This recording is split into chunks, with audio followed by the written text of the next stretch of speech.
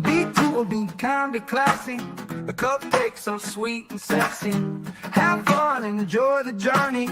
Just have a good attorney. No big whoop, no biggie. She lives near New York City. And not just a YouTube show. When you know, you better grab a straw. Learn about the law. It's cool here in the shade, sipping motions of lemonade. Cool heads will prevail, kindness will never fail. Be classy and vastly wise. Oh, Melanie Little is going live. Oh no, where is Melanie? Follow the island's melody. Is a concert within reach. No surprise, she's at Jones Beach. She heard some music far away. Captain Jack Sack Harbor Bay. He sings and his piano plays. Not all sounds are waterways. Speaking Yiddish or Latin, it's not just for Manhattan. It's for Goethe and Meshegas. Ridiculous that insanus. Oy vey, Marcus. Proset, that's for schmucks. Be cool, be kind, be classy. A cupcake sweet and sassy. And not just a YouTube show. When you know. Cool heads will prevail. Kindness will never fail. Be classy and vastly wise. Melanie Little is going live.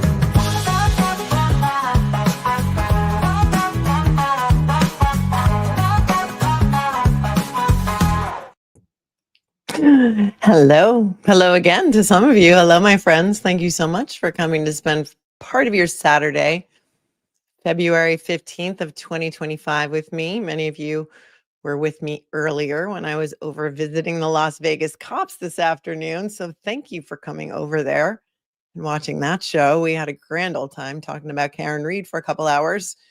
So thanks to all of you who followed over and came in and gave a like and participated in the chat with LV Cops. Thank you so much. Yesterday, was it only yesterday? Okay, today is Saturday. Yesterday was Friday. Yesterday afternoon, I did a show with you talking about the motion to dismiss in the Aidan Carney case. And it was a 42-page motion that was drafted by Aidan Carney, aka Turtle Boy's attorneys, Mark Betterow and Tim Bradle, and we went over that for a couple of hours. But before we started that show, I brought to your attention a case that is really disturbing me out of Fall River, Massachusetts. And I was shocked that so many of you from Massachusetts have never heard of this case. And when I started to dig into it a little more, I even got a little more shocked, and you might be shocked too. In fact, two viewers brought it to my attention. One was buried in my email. She's Izzy in chat. I don't know if she's here tonight. And another viewer, Where Are My Keys, also brought this case to my attention. This is the case of the cop Shawn Souza. And I'm outraged. I'm outraged, and I don't even live in Massachusetts.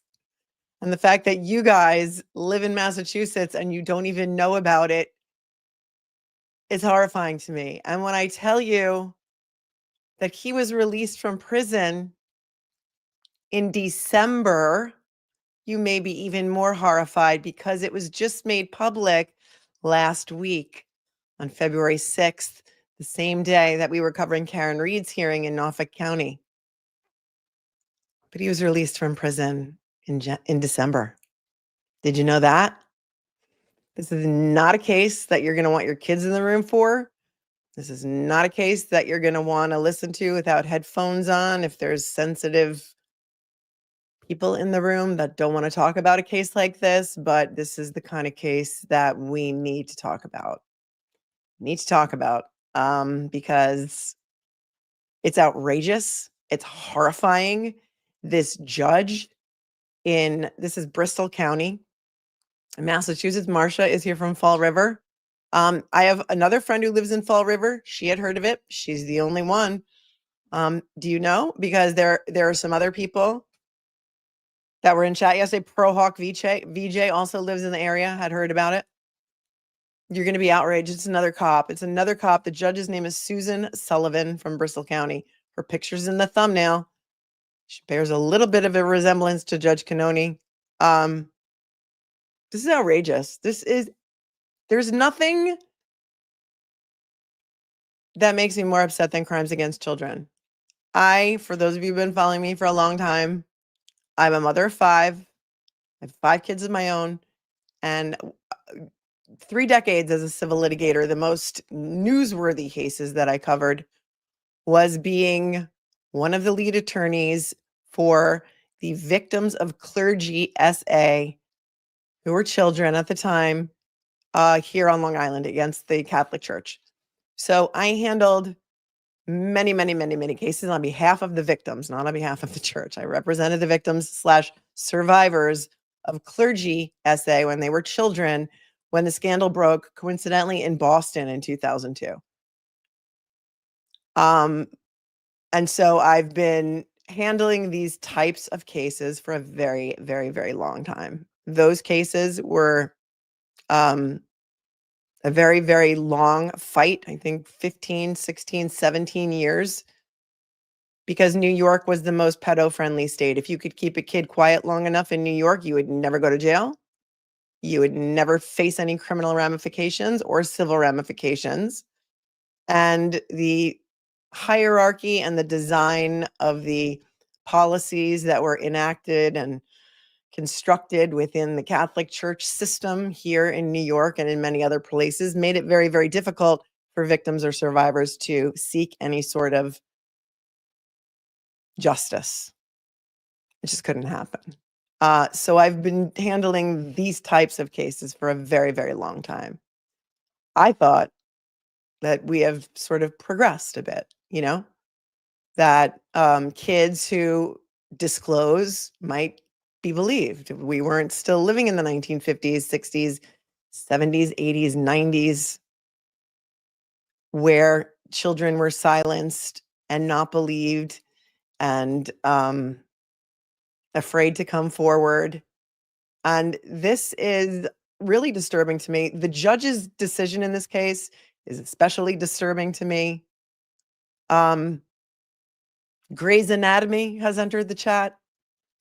You'll understand what I'm talking about when we get there. But I am outraged that not only is a disgraced former police officer, he was a Dartmouth cop, Shawn Souza. He was a cop when these incidents took place. Horrific crimes against children took place. When he was arraigned or indicted in 2019, he was suspended from the police force, so he's no longer a Dartmouth cop. But I'm outraged. I want to be as sensitive about this topic as I can. YouTube doesn't like it. YouTube is not going to like me talking about this. So I'm going to have to speak in code, which I don't like to do. And I know a lot of people don't like it, but it's just the way that we have to do it. This man was convicted of forcibly having, please put your headphones on, intercourse with a child who is 6 years old. Many times between 6 and 8 years old with this one victim who happened to be his stepdaughter. And then there was a second victim who was 15 years old at the time, who was a friend of the family, who was also SA'd by him, but it was not the most heinous of those crimes. Not that any is more heinous than another. It's revolting. The statistics on this type of thing are horrific. The statistics are that a pedo will offend an average of 100 times before they're caught. And I don't even know what the current statistics are, how many in 10 children, boys and girls, will be a victim or survivor throughout the course of their lives. But it's a lot higher than you think. And people just don't talk about it, or they just didn't used to talk about it It needs to be talked about. And the fact that a judge in this case saw fit to overturn a jury verdict and let him out of jail for reasons that were not even argued by his attorney. And she's the same judge who actually tried the case is even more horrifying to me. Even more horrifying to me. So here we are. We're going to talk about it. Bristol County doesn't want you to know about it, but you know who is outraged?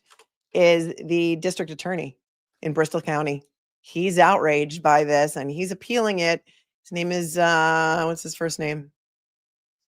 I think it's Thomas Quinn. Sorry, Thomas Quinn III. He's the district attorney in Bristol County. He's outraged. He's appealing it. But the fact that a jury of 12 convicted this guy and he was sentenced by this same judge for 10 to 15 years, followed by 2 years probation, and then she overturned the jury. Something's going on here. Something's going on here. This guy's name is Shawn Souza. And then as I'm reading the very few articles that I could find, and finding the very few YouTube clips that I could find by mostly a Rhode Island station, right? Isn't this like station is, where is it? WPRI. Is that a Rhode Island station? These videos on YouTube have like 700 views on them. The first video I'm going to show you is from CBS Boston from 5 years ago. It has 733 views. Nobody knows about it. Thomas Quinn III is outraged. He's going to appeal. But I have questions. Why is it that this guy was released from prison on December 30th and nobody's hearing about it until February 5th? I also have a question because as I'm reading this Boston Globe article, it says that he was released from,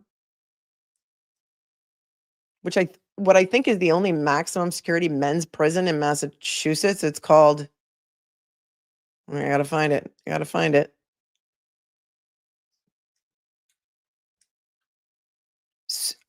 Where is it?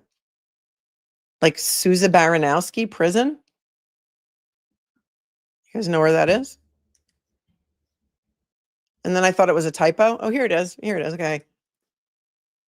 Shawn Souza, who was unanimously convicted by a Bristol Superior Court jury last fall and sentenced to 10 to 15 years in state prison, was released from the Souza Baranowski Correctional Center on $10,000 cash bail in late December.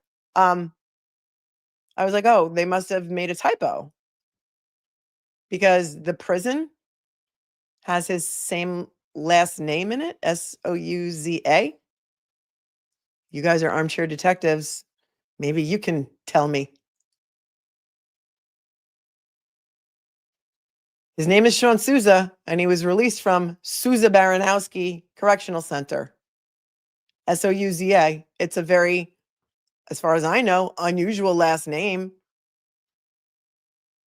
Who did they name that correctional center? It's a big name around here? Okay. I just thought it was odd. Just a coincidence?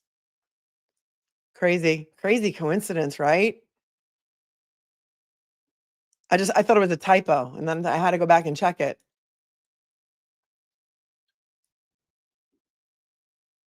All right, put your earmuffs on if you have children in the room.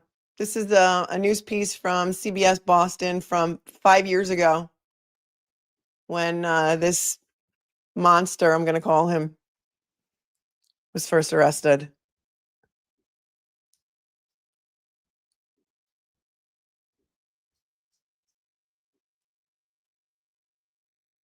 Tonight, a Dartmouth police officer is accused of raping a child and is now free on bail following his arrest. WBZ's Anaritas Rodriguez is in Dartmouth for us tonight, where he faced a judge this afternoon. Anaritas. David, we're outside New Bedford District Court. That officer is a 10-year veteran of the force. He was arrested and arraigned last week. Today here in court, his attorney called him a respectable man. Sir, would you like to say? Okay. His attorney is Kevin Reddington. Kevin Reddington also represented Jennifer McCabe during the Karen Reed proceedings where Jennifer McCabe's phone records were being sought and had to go up on appeal. He also represents Harry Turk, Dr. Harry Turk, who was accused of taking the life of his wife, Katie McLean, in Dover. We're handling that trial. And that is also in Norfolk Superior. That was a case that had been assigned to Judge Cannoni. That is has been now moved to another judge. That is supposed to start end of March. He's also representing Lindsay Clancy. Listen to what he says. Say anything about the allegations against you? A Dartmouth cop and combat vet accused of rape, post bail, and walks out of New Bedford District Court 4 days after his arrest. Hours earlier, 38-year-old Shawn Souza was led into his dangerousness hearing, shackled and handcuffed, as prosecutors presented the judge with video evidence. I do make a finding that the defendant is dangerous, but I believe. Wait. Prosecutors presented the judge with video evidence? There's video evidence? How did I miss that the first time? Hold on. There's not a lot of information about this case out there. Hold on. Hearing, shackled and handcuffed, as prosecutors presented the judge with video evidence. I do make a finding that the defendant is dangerous, but I believe that there are conditions of release. His attorney telling the judge Souza is innocent of allegations of child rape by force and indecent assault and battery on a person under the age of 14. This is a very, very defensible case, extremely defensible case, with a gentleman who has the respect of many. It's a very defensible case. I'm going to put the captions on in case you can't hear what he's saying. It's a very defensible case. Yeah, child rape often is a very defensible case, right? Extremely defensible case, with a gentleman who has the respect of many, many people in the community.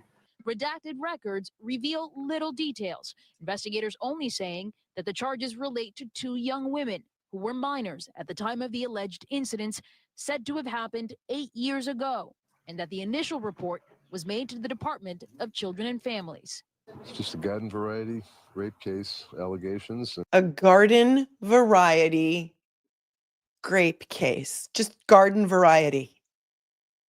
You ever think you'd hear garden variety and grape in the same sentence? You got to hear that again. Of Children and Families. It's just a garden variety rape case allegations and, a delayed disclosure. Any number of reasons why. I think it's a strong point for the defense. We're going to talk about delayed disclosure in a minute.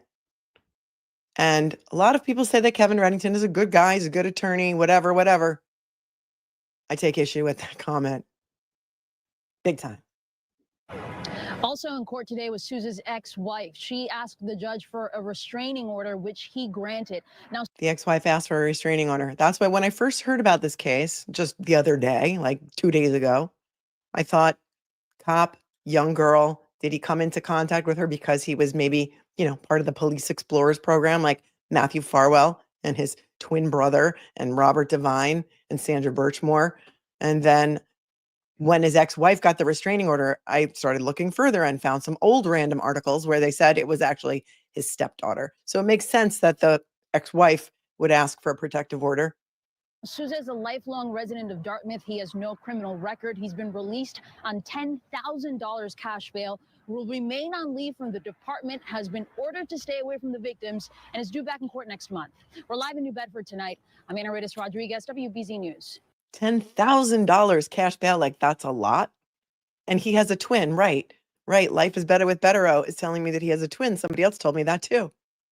So this guy, Shawn Souza, has a twin. Matthew Farwell has a twin. What the duck is in the water in Massachusetts? I am going to tell you from experience and all of the victims and survivors that I have worked with who have been my clients, it is very, very rare for a child to disclose at all, no less to disclose within 5 years. So what happened was these two girls disclosed in 2019. That is when the charges were brought. That is when he was indicted. And that is when this original news piece aired. Some people never disclose. Some of my clients who came to me, they had been abused by these priests like decades ago. And they said, I've never told anyone. Never told my mother. I've never told my wife. I represented both men and women who were children.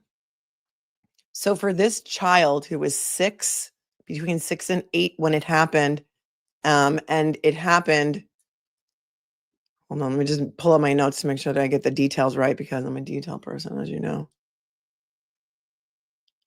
Between 2011 and 2013, she was between the ages of 6 and 8. And then the 15-year-old was also essayed by him when she was in 2013. They both disclosed in 2019. So 6 years later was the disclosure. And you're going to see what the judge does with that fact in her order. And I'm just horrified. I thought we had, kind of gotten past that, but this judge is sending us back decades. Here's a piece from, what is this? WPRI, which I guess is a Rhode Island station. There's no news on the mistrial. The mistrial happened as a result of a hung jury in 2022. Okay, so he's arrested in April of 2019. That's the piece that we just saw. He was placed on leave from Dartmouth PD. He was let out on $10,000 bail. He had worked there for 10 years. So when these incidents happened in 2011, and he had been harming his stepdaughter for 2 years, until the time the 15-year-old, he was also abused by him. He was a Dartmouth police officer during that period of time. He had worked there for 10 years. The first trial didn't happen until April of 2022. It ended in a hung jury. Not April. I'm not sure what. I don't even have the month here. Ended in a hung jury. The second trial happened in September, October of 2024. Okay, WPI is a college station in Worcester?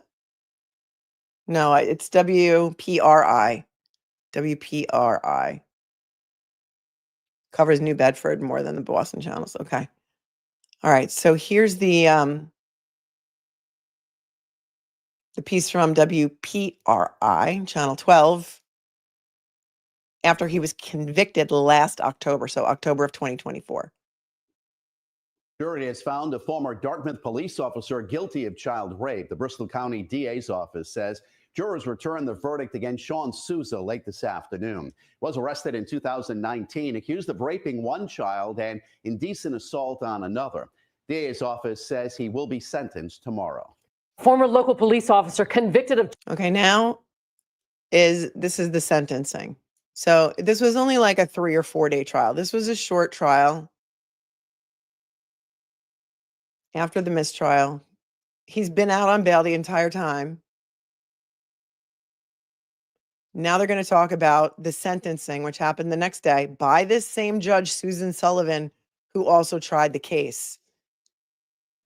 I'm going to blanket trigger warn you.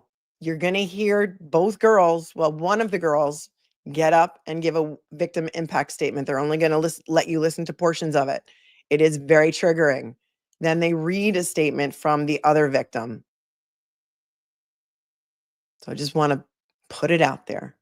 Here you go. And this is from Channel 10, WJAR. Child rape will spend at least the next 10 years behind bars. Yeah, that sentence comes more than a decade after the crimes actually happened. NBC 10's Gabrielle Cracchiolo was in the courtroom where the victims shared their stories. She's live in Fall River as well tonight.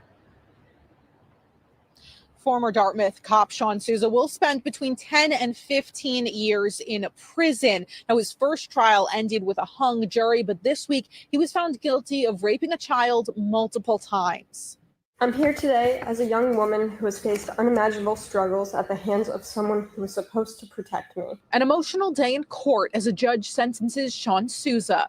He was found guilty of raping a young girl from 2011 to 2013 when she was between the ages of 6 and 8. That he had access to her and breached that trust by committing, these terrible acts. He was also convicted. That's the district attorney. He's outraged. Thomas Quinn, sounds like you guys have a really stand-up district attorney down there in Bristol County. Let me know if you agree. By committing, these terrible acts. He was also convicted of molesting a 15-year-old in 2013. The former Dartmouth cop was first arrested in 2019, having also served in the military and as a firefighter. The victim shared statements with the court about how his actions have impacted their lives. He used his power and influence to hurt me and silence my voice, leaving a lasting impact that has deeply affected my life. The PTSD I struggle with reminds me daily of the trauma I experienced, bringing back memories and feelings I wish I could forget. The judge ultimately sentenced him to 10 to 15 years in prison, followed by 2 years of supervised probation. It's a substantial sentence. We had requested more and thought more was appropriate. I mean, you are dealing with a police officer here. The victims, now ready to move on, hope sharing their experiences will help others. I want to make it clear that I refuse to be defined by what happened to me. For far too long, I carried the weight of fear and shame, believing my voice didn't matter. But now, I understand that sharing my story is a powerful act of reclaiming my life. I've learned that speaking out is not just about my healing, it's about helping others find their own courage to stand up and tell their stories too.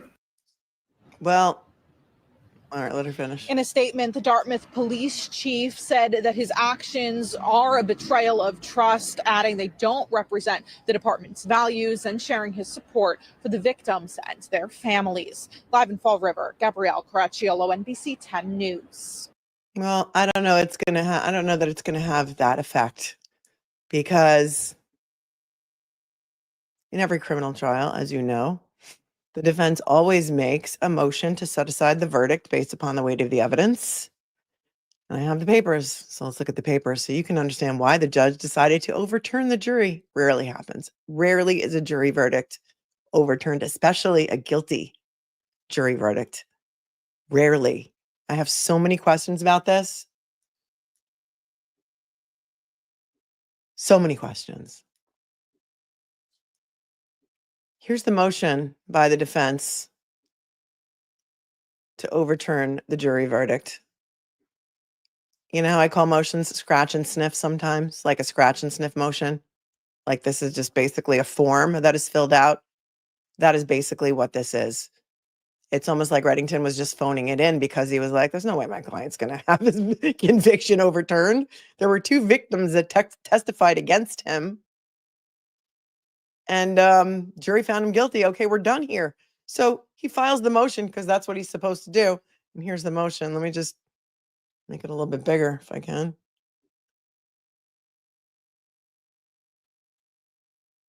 This is Fall River Superior Court, Bristol County. Commonwealth versus Shawn Souza. So this motion for required finding after discharge of the jury was filed on October 7th of 2024. It was after he was sentenced. I believe his sentencing was somewhere around October 3rd or October 4th. So it was within 3 days. Now comes the defendant, Shawn Souza, in the above numbered indictment and moves this court pursuant to Massachusetts Rule of Criminal Procedure 25B2 for this court to set aside the jury verdict of guilty for, or in the alternative, to order a new trial. He cites 3 cases, but doesn't expound on why he needs a new trial. Rule 25B2 states that where a motion for a required finding of not guilty has been filed and denied, as in the instant case, the defendant may renew this motion within 5 days of the jury verdict and their discharge. So I imagine he made it in open court. Judge said denied. Then he made it within 5 days, and the October 7th date fell within the 5 days. And then he goes on to say, in support hereof, the defendant states that the verdicts were against the weight of the evidence. The evidence was insufficient to permit a rational juror to find elements of the offenses presented. The defendant requests a hearing on this motion if the court determines it to be appropriate. XOXO, Shawn Souza, by his attorney, Kevin Reddington. Not a real strong motion, right? It was kind of like, this is what we do. I'm going to file it. Good luck, former officer, but I don't think the judge is going to overturn it, especially since she's the judge who, heard your case. So then what happens next is, here's the opposition from the Commonwealth.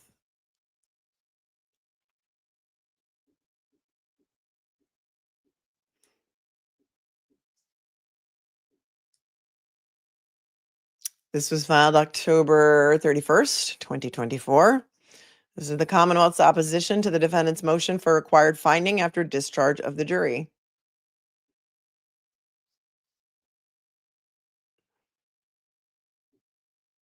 I had to sort of redact some of the words here. So for the grape word, I'm going to say R. And if we get to some other words, I'll tell you what I'm just going to call them for sake of YouTube's AI algorithm that doesn't like certain words, especially when the word child is in the same sentence, because somehow they think you're promoting it instead of raising awareness and speaking out about an actual court case. Now comes the Commonwealth in the above captioned matter and respectfully moves this honorable court to deny the defendant's motion for required finding of not guilty after the discharge of the jury for the reasons stated below. As reasons, therefore, the Commonwealth has produced sufficient evidence to prove the indictments of R of a child by force, 2 counts of R of child aggravated by age difference under 12, and 1 count of indecent assault and battery on a person 14 or over. In making the analysis, the judge does not consider the weight or integrity of the evidence. Rather, to determine whether the evidence was sufficient, we must take all reasonable inferences in favor of the Commonwealth and determine whether any rational trier of fact could have found the essential elements of the crime beyond a reasonable doubt. And they cite a couple of cases.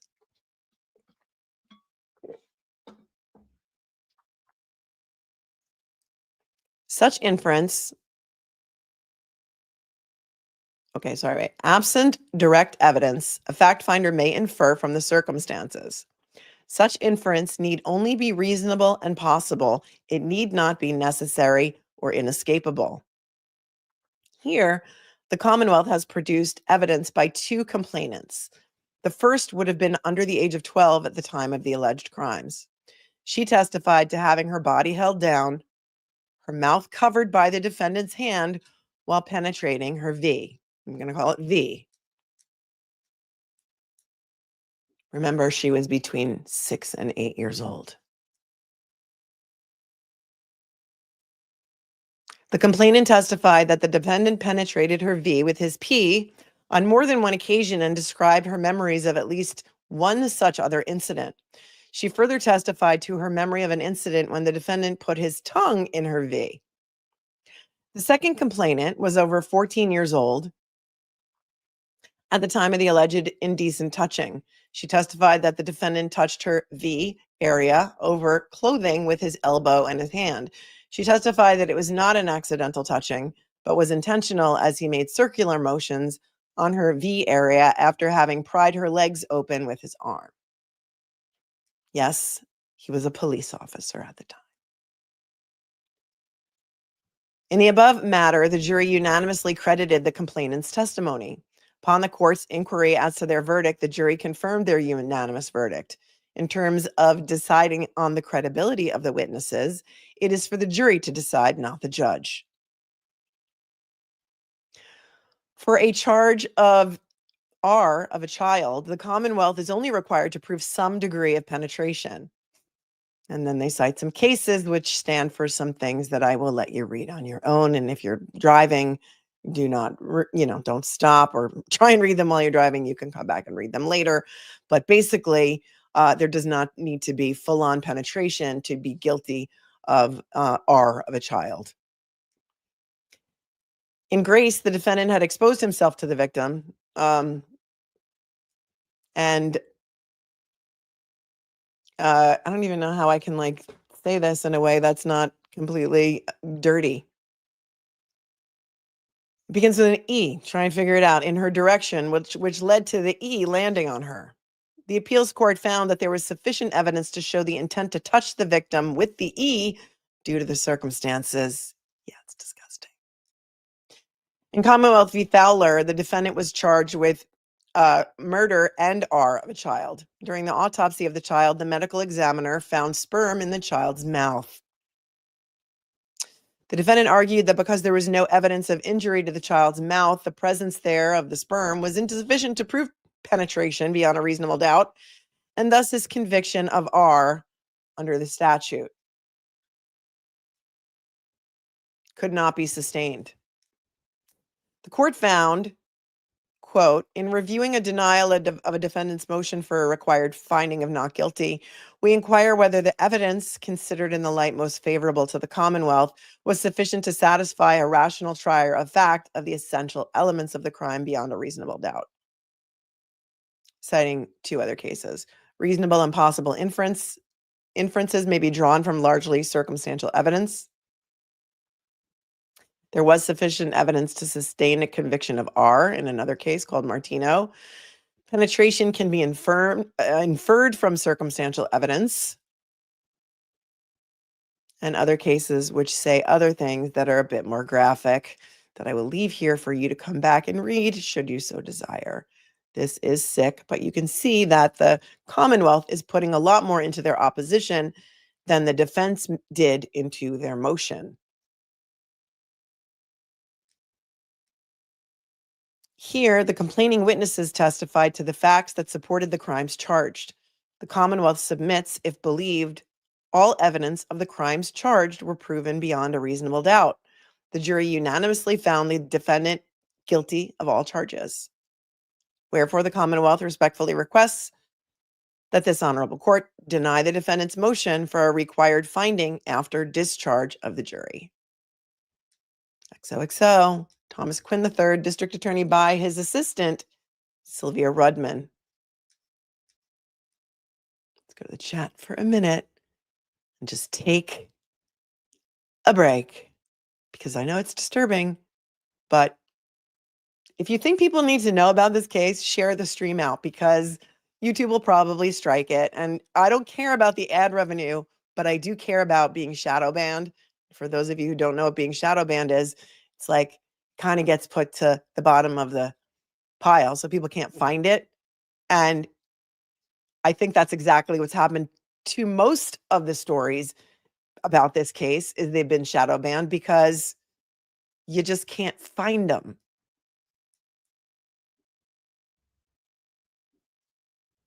They're just not there.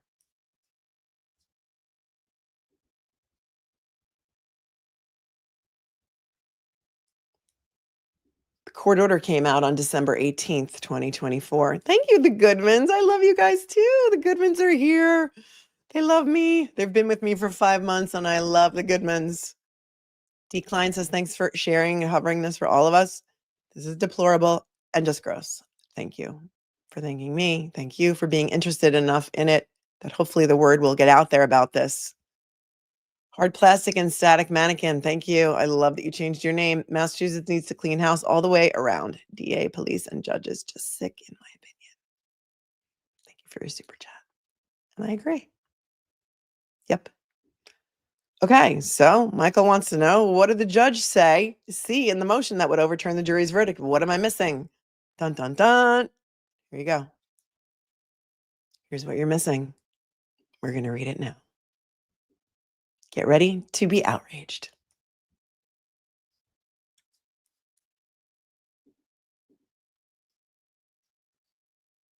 This is the memorandum of decision and order on defendant's motion for required finding after discharge of the jury. So remember, the opposition was filed on Halloween, October 31st. This decision was not rendered or issued until December 18th. Introduction. On June 30th of 2022, the grand jury sitting for the county of Bristol returned indictments against the defendant, Shawn Souza, hereinafter the defendant. But see, this is what doesn't make any sense to me. He was originally indicted in 2019. So I don't know if they indicted him again in 2022, and that's when his first trial ended in a mistrial. But I don't even think she goes into the mistrial here. We'll see. Against the defendant, Shawn Souza, charging him with R of a child with force in violation of this law, aggravated R of a child with a 5-year age difference in violation of this law, aggravated R of a child with a 5-year age difference in violation of this law, and indecent assault and battery on a person 14 years of age or older in violation of this law. The first 3 indictments identified the victim as HN, which is, as we now know, the stepdaughter. And the 4th indictment identified the victim as JH. Trial commenced on September 25th of 2024 and concluded on October 3rd of 2024 with guilty verdicts on all 4 indictments. Yes, those kids had to testify twice. They did.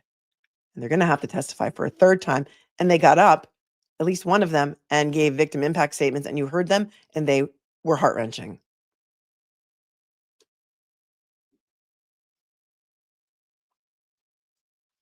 Very short trial, guilty on all counts. I think they were out for 6 hours. The defendant was sentenced to 10 to 15 years on counts 1 to 3 to run concurrently, and to 2 years of probation on count 4, commencing on and after the completion of the sentence on counts 1 to 3. So concurrently means they would run all at the same time. So consecutively would mean he would get 10 years on each count, which would mean 30 years. But here it's just 10 to 15 running concurrently, and 2 years of probation on count 4 for the 15-year-old, commencing on and after the completion of the sentence on counts 1 to 3. The defendant filed his motion for required finding after discharge of a jury. Oh, hold on, I like continuous feed, continuous scroll.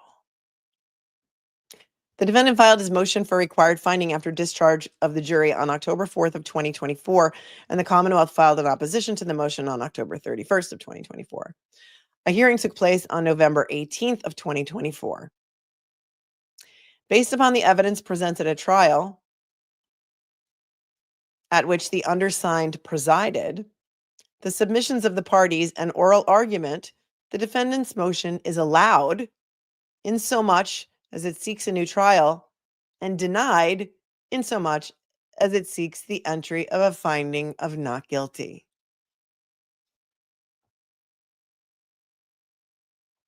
Okay, so she's going to let him out, give him a new trial, but she's not just going to declare him not guilty. Okay, let's hear why. Evidence of trial. Taking the evidence in the light most favorable to the Commonwealth, a reasonable jury could have found the following.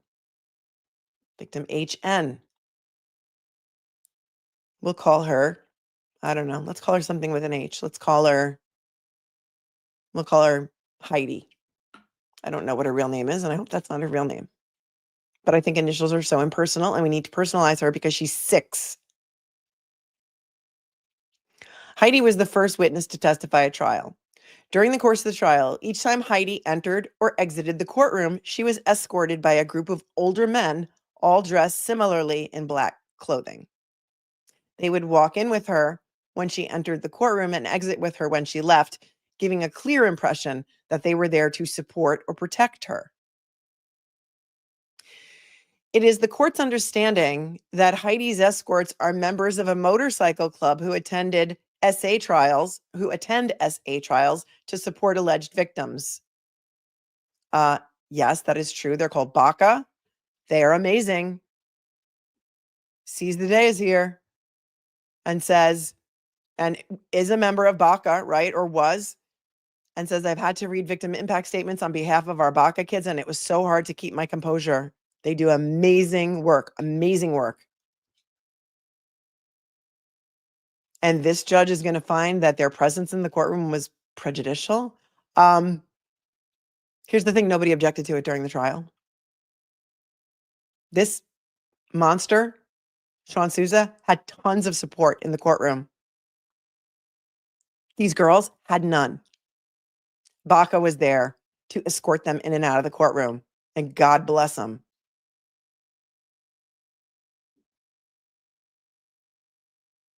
At the time of trial, Heidi was 19 years of age, and then puts her date of birth right there. Right there. Puts her date of birth right there in the order. Was that necessary?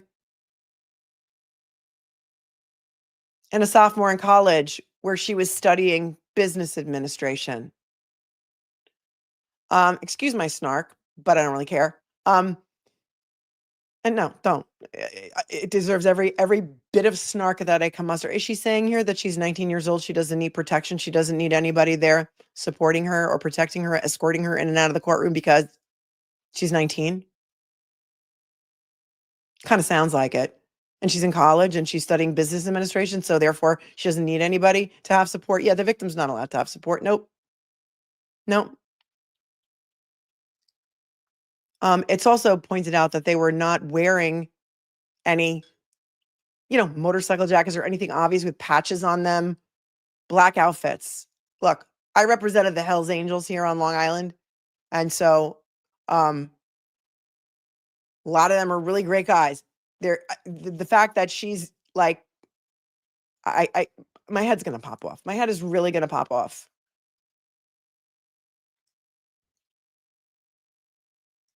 Heidi testified that she had little to no relationship with her biological father, whom she saw on only 2 occasions before his passing when she was 10 years old. She resided with her grandmother between the ages of 2 and 3, and then with her mother on Blank Street in Dartmouth. But, they put the name of the street right in. Oh, I'm sorry. Stella by the Sea. BACA is Bikers Against Child Abuse. It's an organization, a website. We can maybe take a look at it later.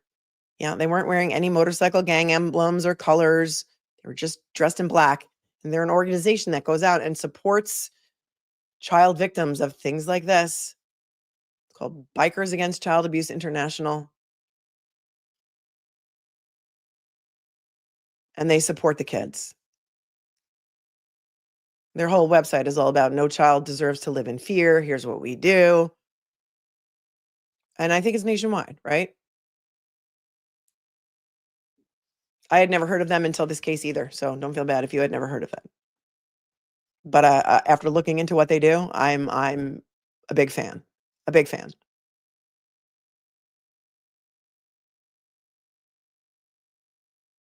While residing on Blank Street, her mother married the defendant who had a son, D. We're going to call him D because she puts his name in the order too. Who was approximately 1 year older than Heidi. The defendant had shared custody of D with his ex-wife, and D spent significant time with the defendant in the home the defendant shared with Heidi's mother and Heidi. Heidi and D became very close. The family engaged in many activities that were fun, including a trip to a Christmas tree farm and a trip to Disney World.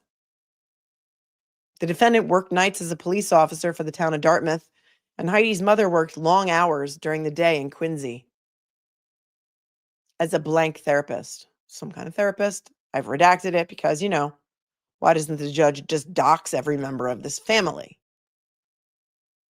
Heidi knew that the defendant had previously worked as a firefighter and also served in the Army. She was 6. When Heidi and Dee arrived home from school on the school bus, the defendant would usually be sleeping and the children would play outside with a neighbor, Aiden. Now, Aiden is doxxed. Often, Aiden's father would meet the children when they got off the bus after school. If the children were in their home on Blank Street, they would play quietly while the defendant slept in the Blank Street home. While the defendant slept, period. In the Blank Street home, there was a bathroom between the master bedroom and Heidi's bedroom. There were doors in each of the bedrooms for access to the bathroom, so it was possible to enter the bathroom from one bedroom and walk through to the other bedroom. There was a railed overlook from the second floor of the home down to the first floor living space.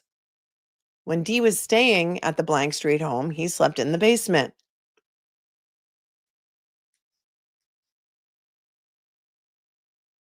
At some point in the marriage between the defendant and Heidi's mother, the marital relationship deteriorated.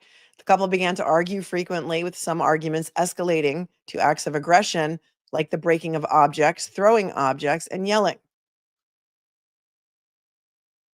Heidi described 3 SAs by the defendant when she was between the ages of 6 and 8. I'm going to just warn you again. Kat says, thanks, Kat Randall. Thank you for making the outrageous tolerable. I am just so outraged by this. I'm so outraged. Thank you. Carla says, thank you for bringing up us all these cases. This is a hard one. May, thank you, May. May gifted 5 memberships. Thank you to all of you who are randomly gifted by YouTube. And thank May for being such a generous contributor to the channel.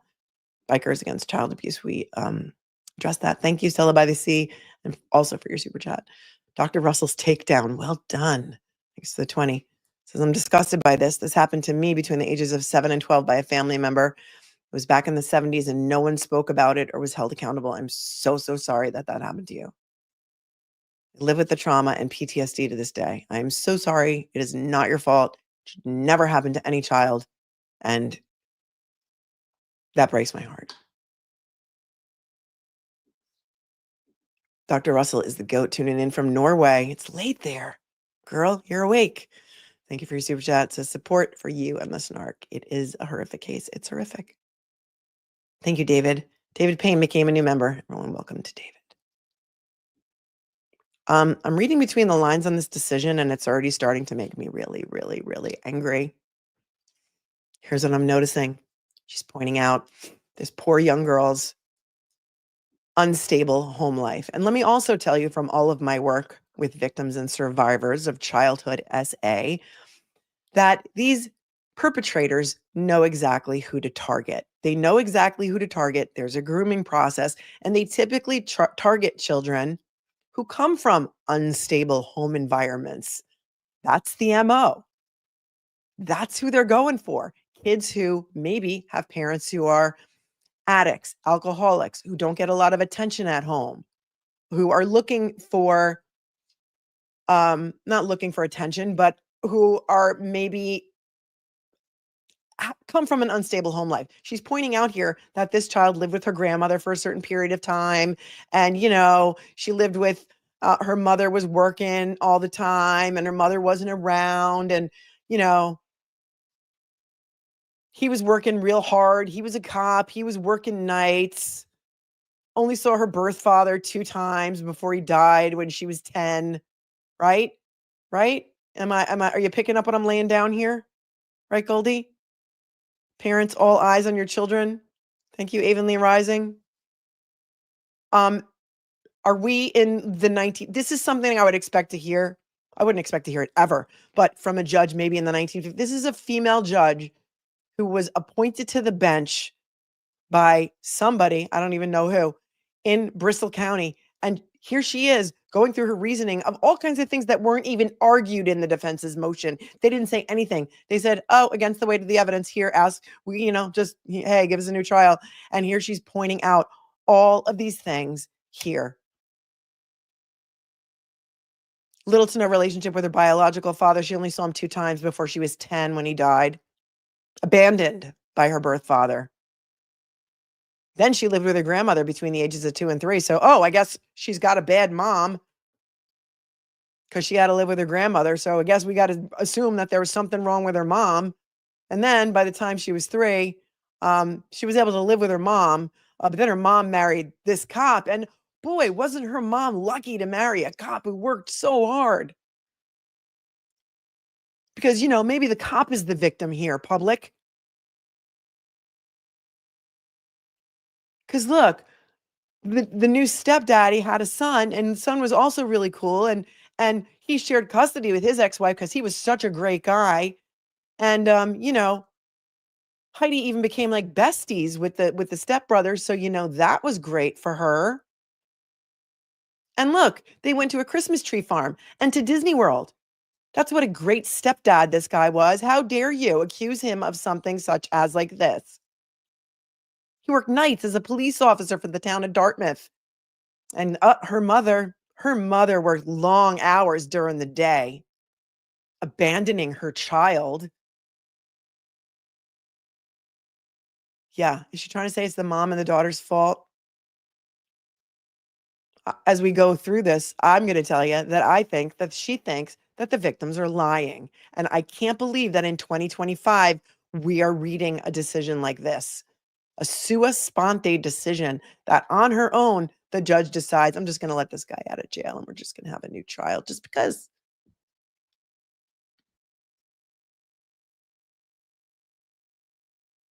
I mean, look, the guy was a firefighter and he also has served in the army. There's no way he could be a pedo. And look, I mean, they had to share a bathroom. So, I mean, you know.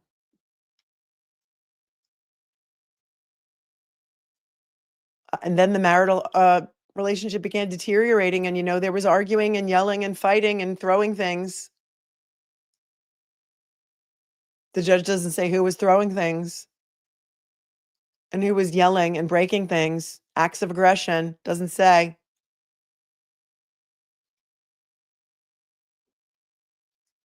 Yep. Steph, I was just thinking of the same thing. Stephen Stearns, Madeline Soto. I was just thinking the same thing. Oh, we have an outraged emoji. We've got it. It's here. Hold on. We are outraged. We've got it. Evenly rising. Just put it in there. We've got it.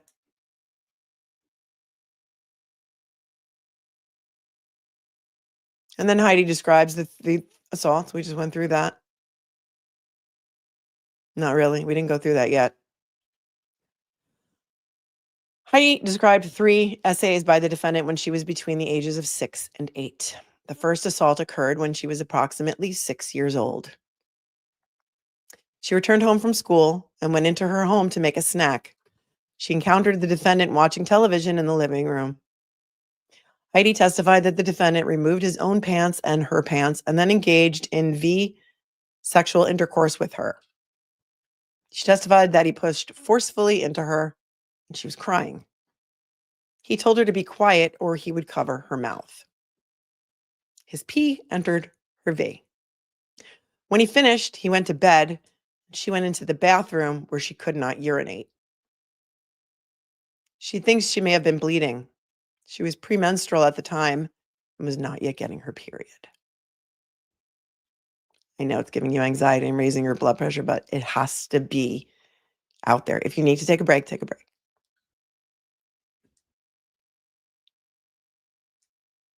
After the alleged R, Heidi went to Aiden's house where she found Dee and Aiden playing with Aiden's dog. The children played in the leaves as it was autumn, and they searched for grasshoppers. She did not tell anyone what had happened because she did not want the defendant to become angry and hurt someone. Okay, what? So obviously it's not true because she even testified that after it happened when she was 6, she went outside and she was just playing with them and the dog, and they were playing with the leaves and it was autumn and looking for grasshoppers. So, you know.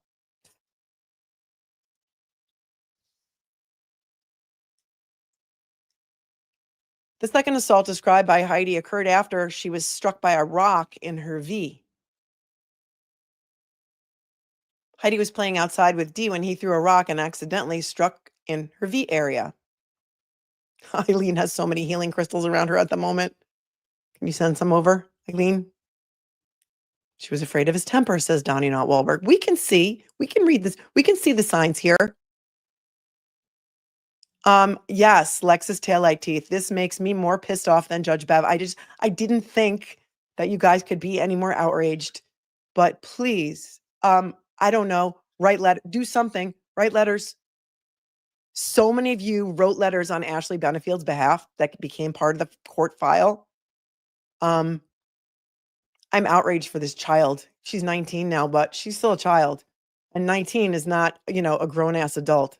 And she had the bravery to come in, the courage to testify against this guy. And then now he's just out.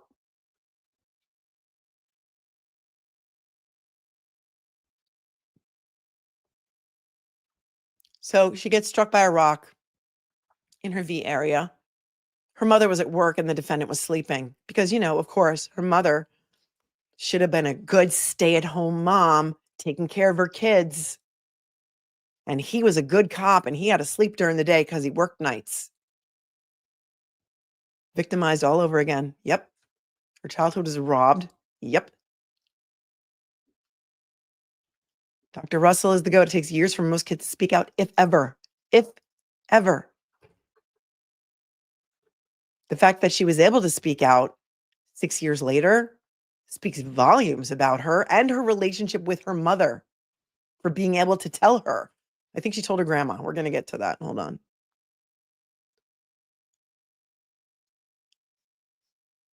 She was bleeding in her V area from the rock strike, so she went into the house to tell the defendant, cop, of her injury. She described the defendant pulling down her pants, moving her underwear to the side, and placing his tongue into her V. The third alleged assault occurred in the evening after dinner. Her mother was downstairs cleaning up after dinner, and the defendant, cop, was preparing to go to work as a police officer because, such a good stepdad getting ready to go to work. Heidi was in her bedroom when the defendant, cop, I'm adding all of these words myself, came through the bathroom from the master bedroom and laid on her bed. He was dressed for work and removed his work belt. Heidi initially could not recall if the contact occurred over or under the covers, as if that matters when she was 6 or 8. But she testified that she believes he put his pee into her V. She could not recall what the defendant said to her. In her SANE interview, Heidi told the interviewer that she did not think the defendant tried to remove her pants.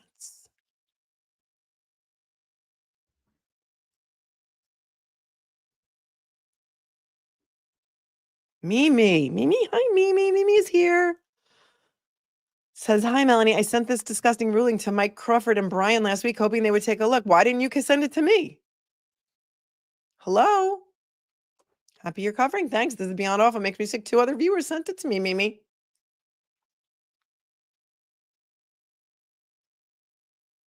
Thank you for your super chat.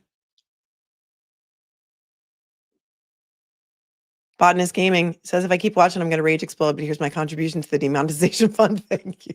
Thank you. Thank you for the work you do and have done. Thank you. Thank you.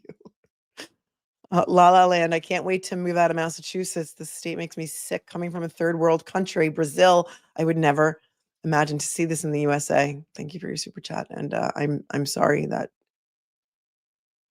you're forced to be here where all of this stuff is just happening right here.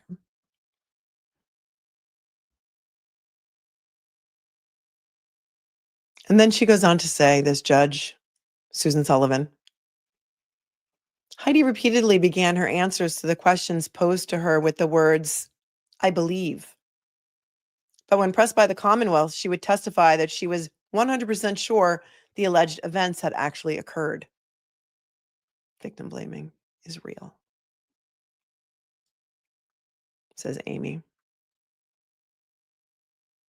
Heidi was scared to tell anyone what had happened. This is the judge saying what had happened. She had seen, quote, clips of SA at her religious education classes and knew what the defendant was doing to her was not right.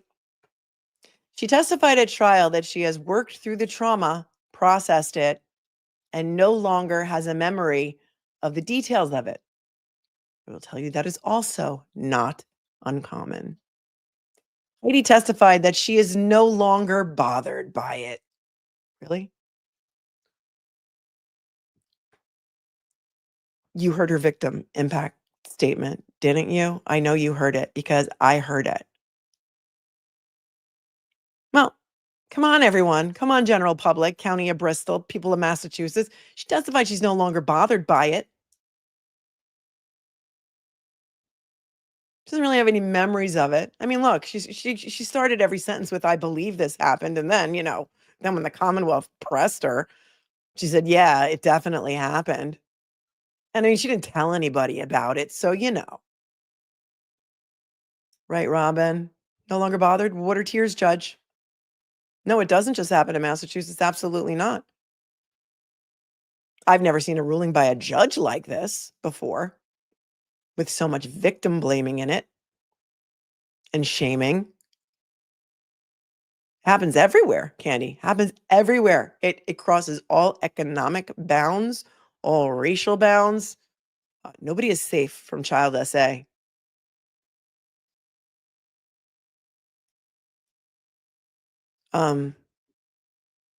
It's outraged. Right, Nicola. So I don't remember the details of my experience. It's almost gone, like my memory has protected my brain. That's what happens. People have different ways of processing trauma. Most people try and forget about it. Many people become addicted to drugs and alcohol to try and forget about it and to numb themselves from the pain of what happened to them.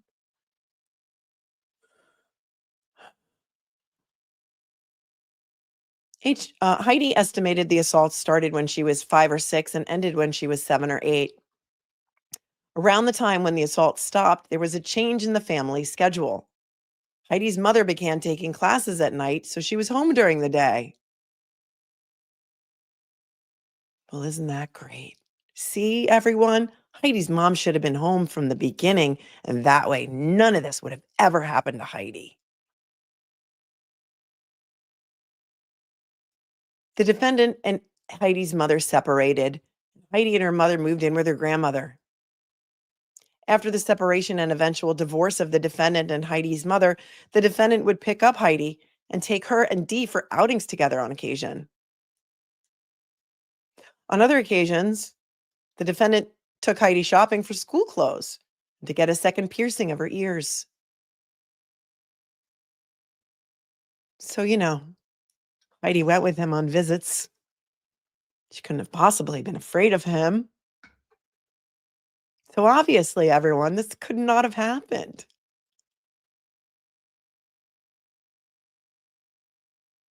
Heidi was 8 or 9 years old when the defendant and her mother separated. Wow, isn't it so coincidental that that's when the abuse stopped? Go figure.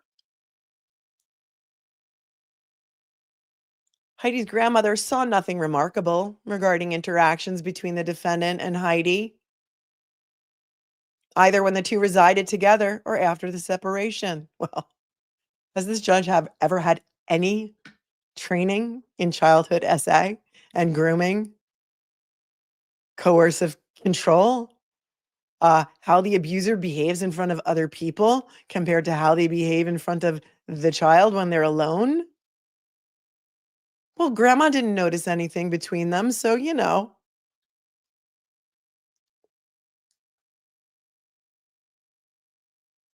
When Heidi's mother and the defendant separated, Heidi and her mother moved in with the grandmother, who observed the defendant come by to pick up Heidi after the separation. Exactly. Donna, this is exactly what I was thinking. Thank you.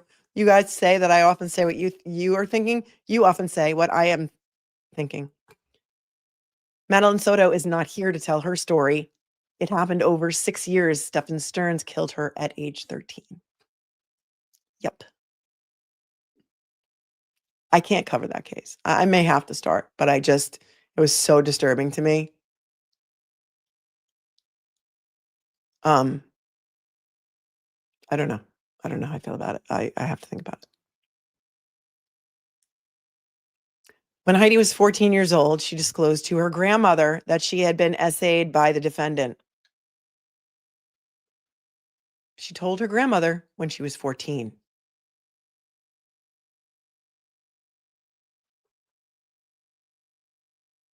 Do you know how early that is to disclose? Do you know how rare that is for a child to disclose at the young age of 14?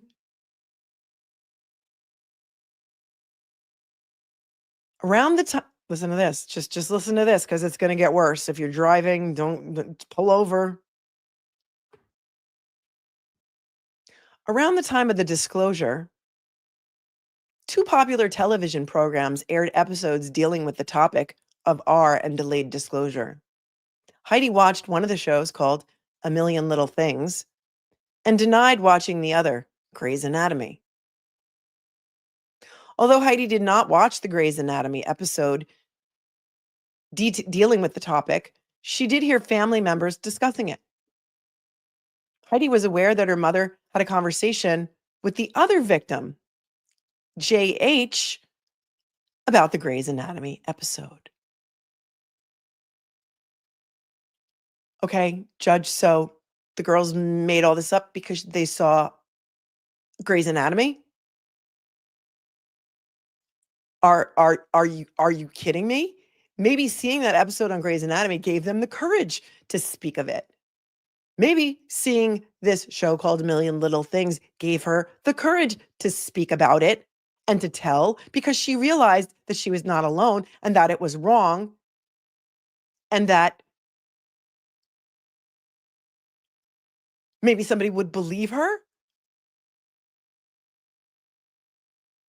I am so blown away by this decision. Other victim's name begins with J. What should we call her? Let's call her Joy.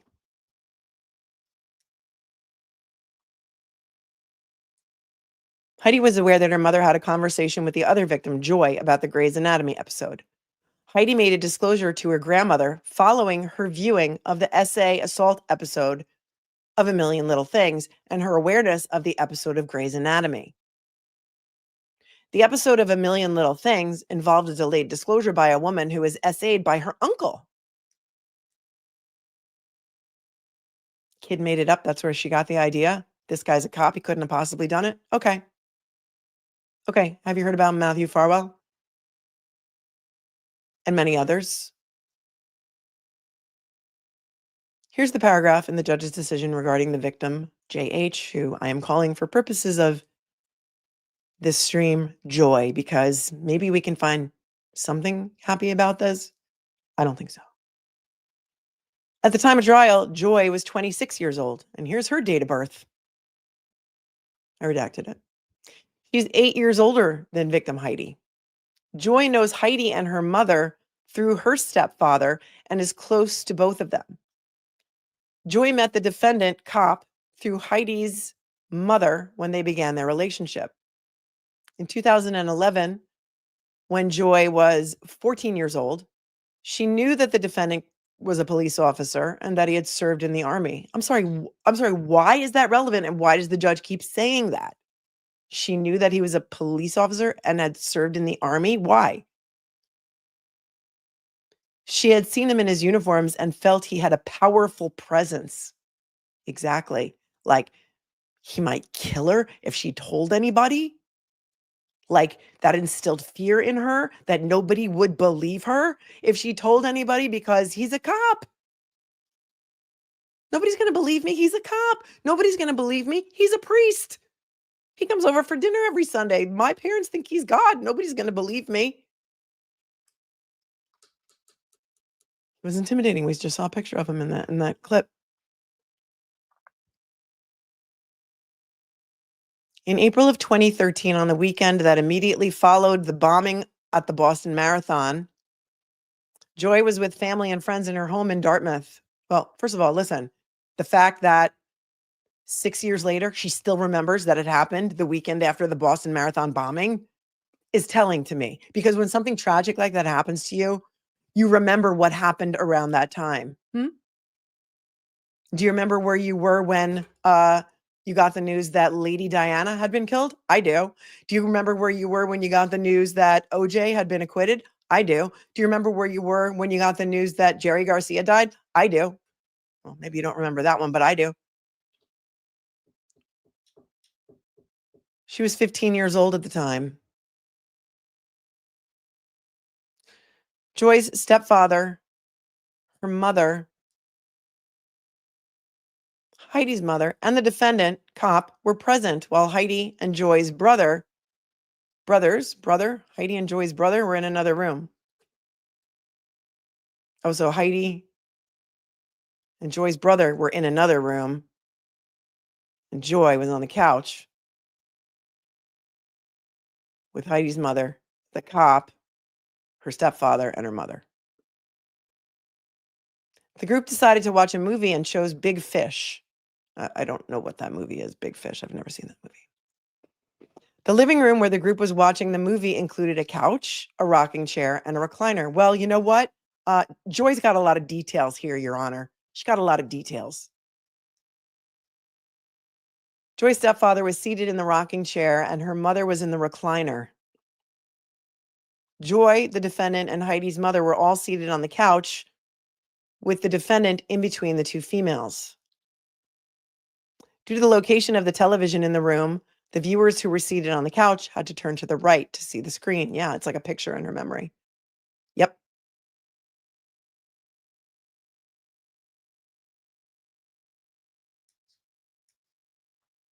That's Avon Lee Rising said it's picture in your memory. And Tori says, yes, it's etched in your brain. I mean, think about it. I don't remember anything that happened to me when I was 6.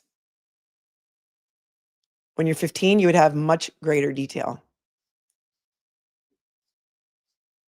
Big Fish is an absolutely great movie. Thanks for the popcorn. Big Fish is one of my... Who's in it? I don't know anything. I've never heard of Big Fish. Tell me who's in it.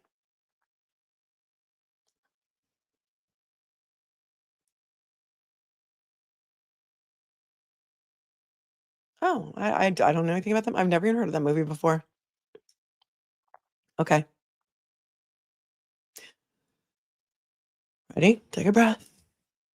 Joy had her back against the arm of the couch as she faced the television with her legs pulled up to her chest. The defendant was leaning against her legs with his arm on top of her knees. Joy testified that the defendant put pressure against her legs to cause them to move apart, and then moved his arm in a circular motion, first against her leg and then against her V. He switched to using his hand briefly, then went back to using his forearm while his wrist was against her upper thigh. Joy left the room to use the bathroom, and when she returned, she went back to the same seat on the couch, but kept her legs in front of her so the defendant could not lean against her.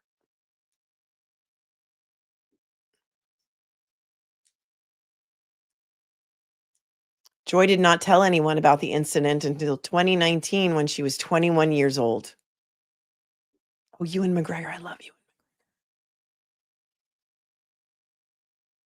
I love him from Moulin Rouge, one of my favorite movies, because I do love a musical like Nicole Kidman, and Ewan McGregor, and Moulin Rouge was like a psychedelic eye candy festival. Thank you, Idea Delights, for congratulating me on the 75K. Appreciate you. Candy, exactly. Why is all this in her decision? Because she's trying to rationalize letting a pedo ex-cop out of jail free.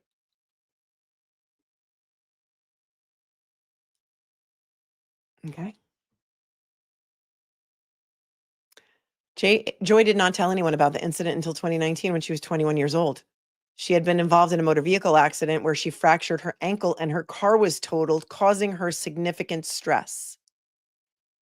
She then watched the episode of Grey's Anatomy involving SA. After seeing the episode, she was visiting Heidi's mother, and they discussed the episode in Heidi's presence. The following weekend, Joy called Heidi's mother and described the incident involving the defendant on the couch at her parents' home that occurred in April of 2013, 6 years earlier. Again, reading between the lines, the judge is saying, to me anyway, she didn't tell anybody until 6 years later when she was 21. And yeah, it just so happens that coincidentally, she was involved in a car accident where she fractured her ankle and her car was totaled, causing her significant stress. So yeah, she was under significant stress. And then she watched Grey's Anatomy. And because she was under so much stress, she must have made up the story about having been SA'd by Heidi's mom's ex-husband 6 years earlier. Because, you know, Grey's Anatomy. What?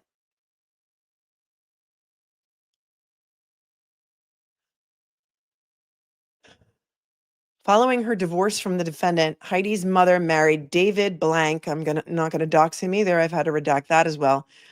In 2015, and had 3 additional children, one 10 years younger than Heidi, one 15 years younger than Heidi, and one 16 years younger than Heidi. Okay. So again, Heidi's mother is a bad mom because she remarried now with a third man, because she had Heidi's dad and then the stepdad, and then now this guy had 3 replacement children. And so that caused Heidi to make all this stuff up because she was looking for attention. Explain to me why all this is in here.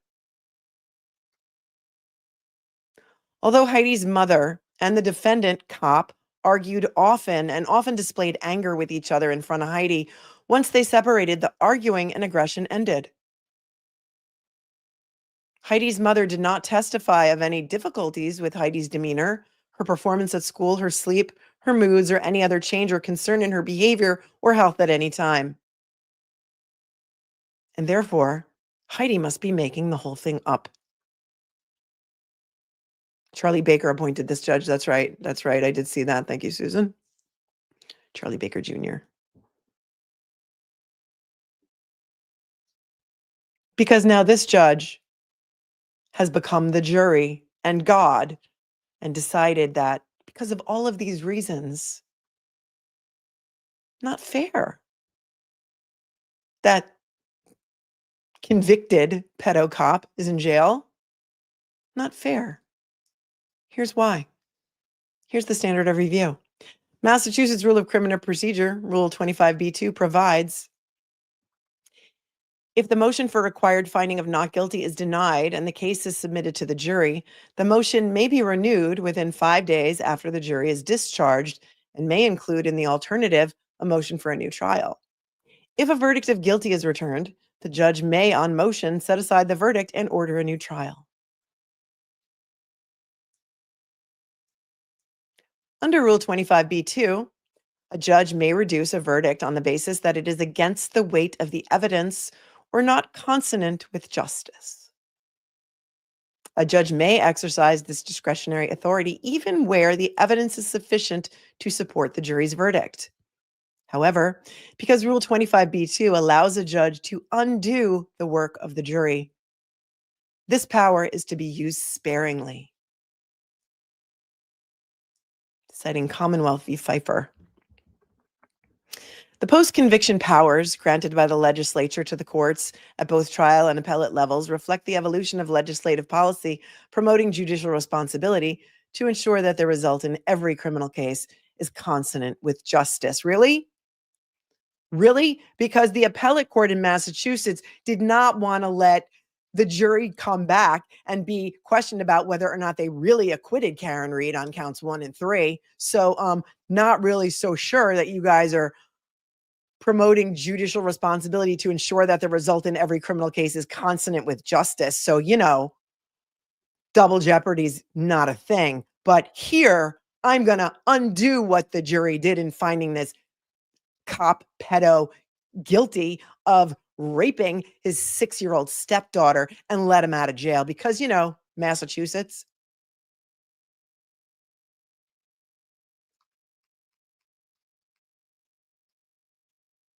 A new trial or verdict reduction may be proper even when the evidence can legally support the jury verdict. Discussion. For both Heidi and Joy, their disclosures of sexual assaults were delayed by approximately 6 years. I'm not going to say this again, but I am. Not uncommon. Not uncommon for children to even never disclose. Given the significant passage of time, there was no physical evidence to corroborate the assaults. There were no witnesses to the assaults. And as to Heidi, who was between the ages of 6 and 8 at the time of the alleged sexual assaults now, even though he's been convicted by a jury of his peers from Bristol County.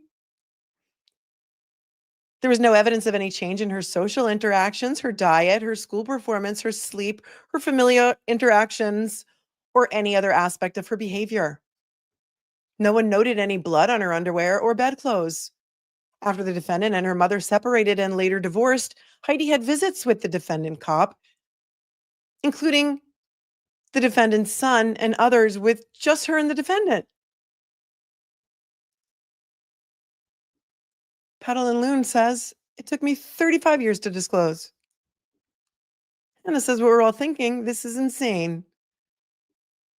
Miss Collector's Item says, also victims often think they are to blame. Ipsy Dixit Sherilyn says, Melanie, I am passionate about this case. I couldn't be more angry. I thought I could. I can't. This judge should have to answer for this.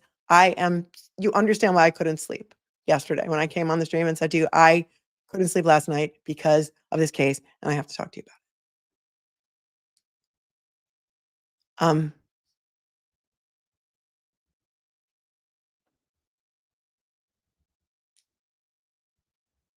There was no evidence of any distress or even reluctance on the part of Heidi to participate in the outings with the defendant.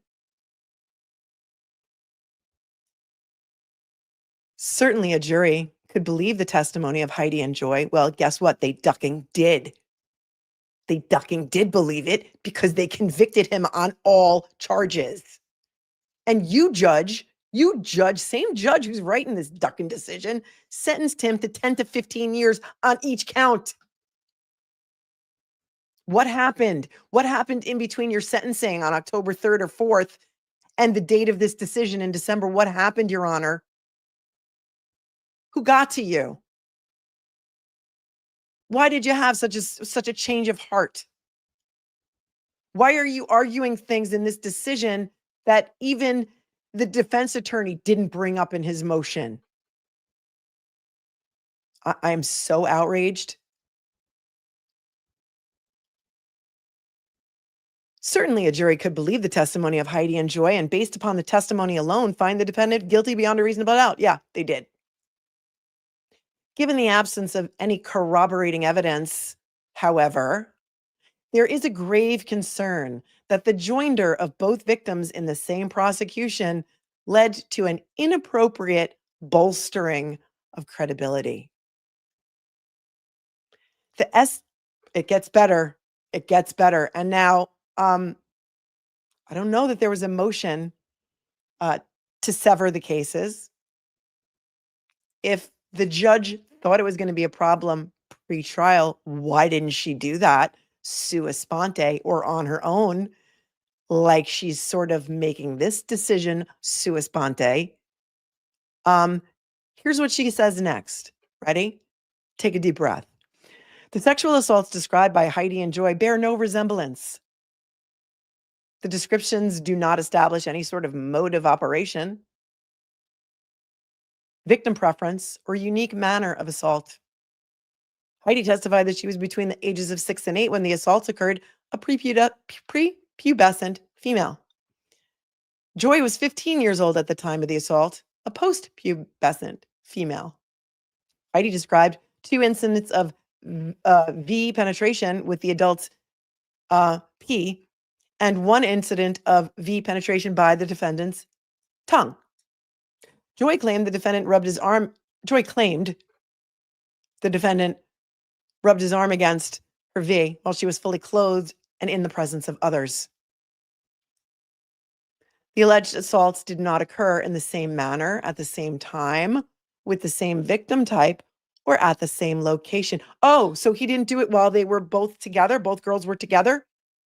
Yet both of them occurred in 2013. But, different victims, different MOs, couldn't possibly be true, Judge, because a pedo has a specific type, age group, and MO. What are you telling the women in your county, the men in your county? As a father, male viewers, are you outraged?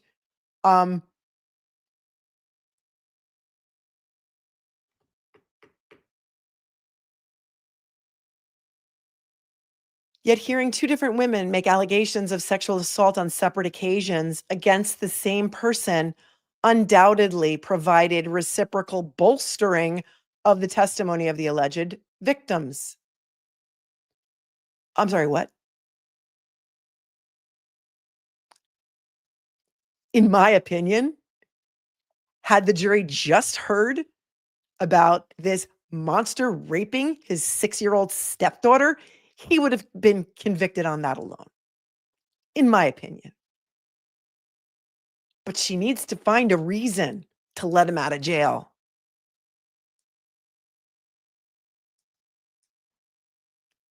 Quote, absent a constitutional requirement for severance, joinder and severance are matters committed to the sound discretion of the judge. Yeah, then why didn't you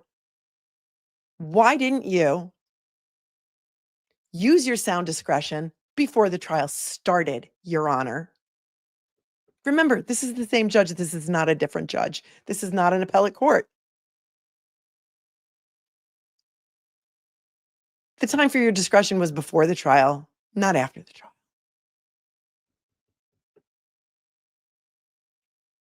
Reddington didn't even argue.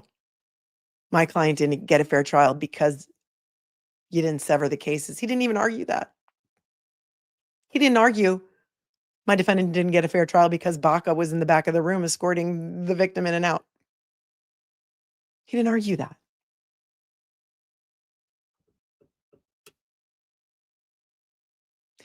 Misjoinder occurs when 1, the offenses were unrelated, and, well, it should say 2, but it says 20. The prejudice from joinder is so compelling that it prevented the defendant from obtaining a fair trial. Citing some cases. There was no motion to sever the charges pertaining to different victims for trial. However, the joinder of the indictments pertaining to Heidi with the indictment pertaining to Joy prevented the defendant from obtaining a fair trial. And even though his attorney didn't argue it, and there was never a motion, I'm just going to decide on my own, or maybe someone told me to decide. Let's let him out.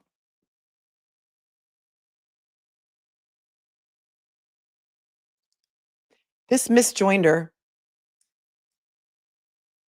coupled with the distraction and potential influence of the members of the motorcycle club accompanying the alleged victims, they guarded them both. Potential influence of the members of the motorcycle club accompanying the alleged victims in and out of the courtroom prevented justice from being done. Let's go to footnote 1 before I tell you my thoughts on that. The members of the motorcycle club and the public in general had every right to attend the public trial. It was not their attendance that concerns the court, but the repeated parading in and out with the alleged victims. Okay, so this judge is overturning a jury conviction because some people, I don't know if they were men or women, in black outfits escorted the victims in and out of the courtroom when the courtroom was full of supporters for the pedo cop. And you're going to overturn a guilty conviction. But in Karen Reed's trial, the third-party culprits who are alleged to have committed the murder of Boston police officer John O'Keefe can come into court and stare down the jury while the jury is hearing closing arguments, and that's okay. And we're not going to look into the fact that all the jurors came in after and started reaching out to the defense and the DA's office and saying, yeah, we really acquitted. Do you see how do you, where are we? Where are we?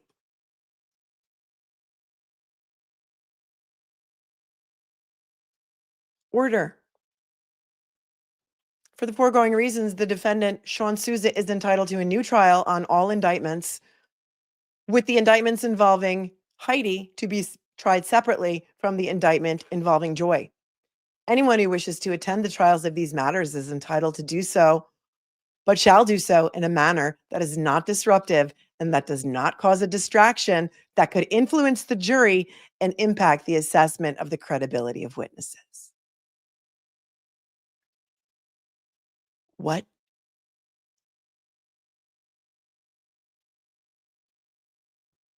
You just said that they were not disruptive, the members of BACA that were there to support the victims of childhood SA. I'm sorry, what? This decision is dated December 18th of 2024. And Susan E. Sullivan, Justice of the Supreme Court, proudly put her signature on this ducking Honda of a decision that, let me know if you're outraged. Let me know if any of you went to this trial and if you saw the members of BACA and if you found them to be disruptive in any way, shape, or form. What happened to the video evidence? I don't know. I need a little hold, please. While I need my lips are dry. Hold on.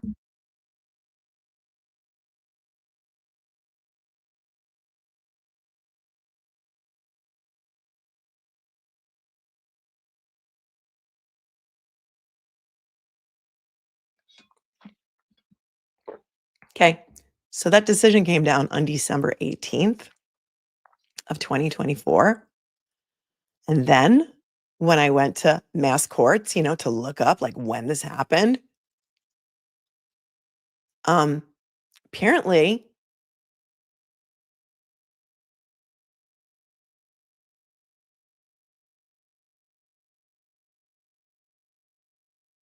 he was released,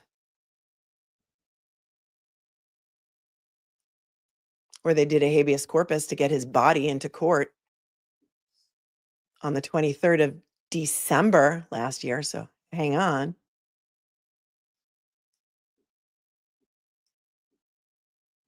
But it was very quiet. Nobody knew about it at all because it didn't hit the news until last week. So why are they keeping this a secret from you? Here you go. There was the decision, the memorandum and order on December 18th of 2024. On December 20th, they sent a habeas corpus to get the defendant at this. Coincidentally, his name's Shawn Souza, and it's called the Souza Baranowski Correctional Center. You guys tell me it's a popular name there. I was shooketh when I read that. But they brought him into court on December 23rd, right before Christmas. Merry Christmas. Merry Christmas, Shawn Souza. You're going to get out of jail for Christmas. I'm sure Kevin Reddington was shocked. And that same day, they let him out on $10,000 cash bail. But since he had already posted it, he didn't have to post any more bail. And then they just let him out on December 23rd. And you guys didn't even know about it. He was convicted. Well, let's go back and see. He was convicted on October 2nd. October 2nd. Here's the convictions right here, October 2nd. He was found guilty on all these charges, all 4 of them.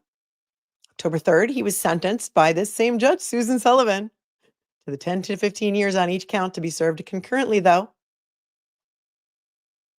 October. So he really was only in there. They probably took him right away. Put him in the Souza Baranowski Correctional Center right here. He got credit for 5 days. So he was in there from October 3rd until only December 23rd, and then they let him out. She let him out, and you didn't know about it. You didn't know about it until February, when the news must have figured it out or picked it up, because there was a status review hearing on the 7th. But let me show you.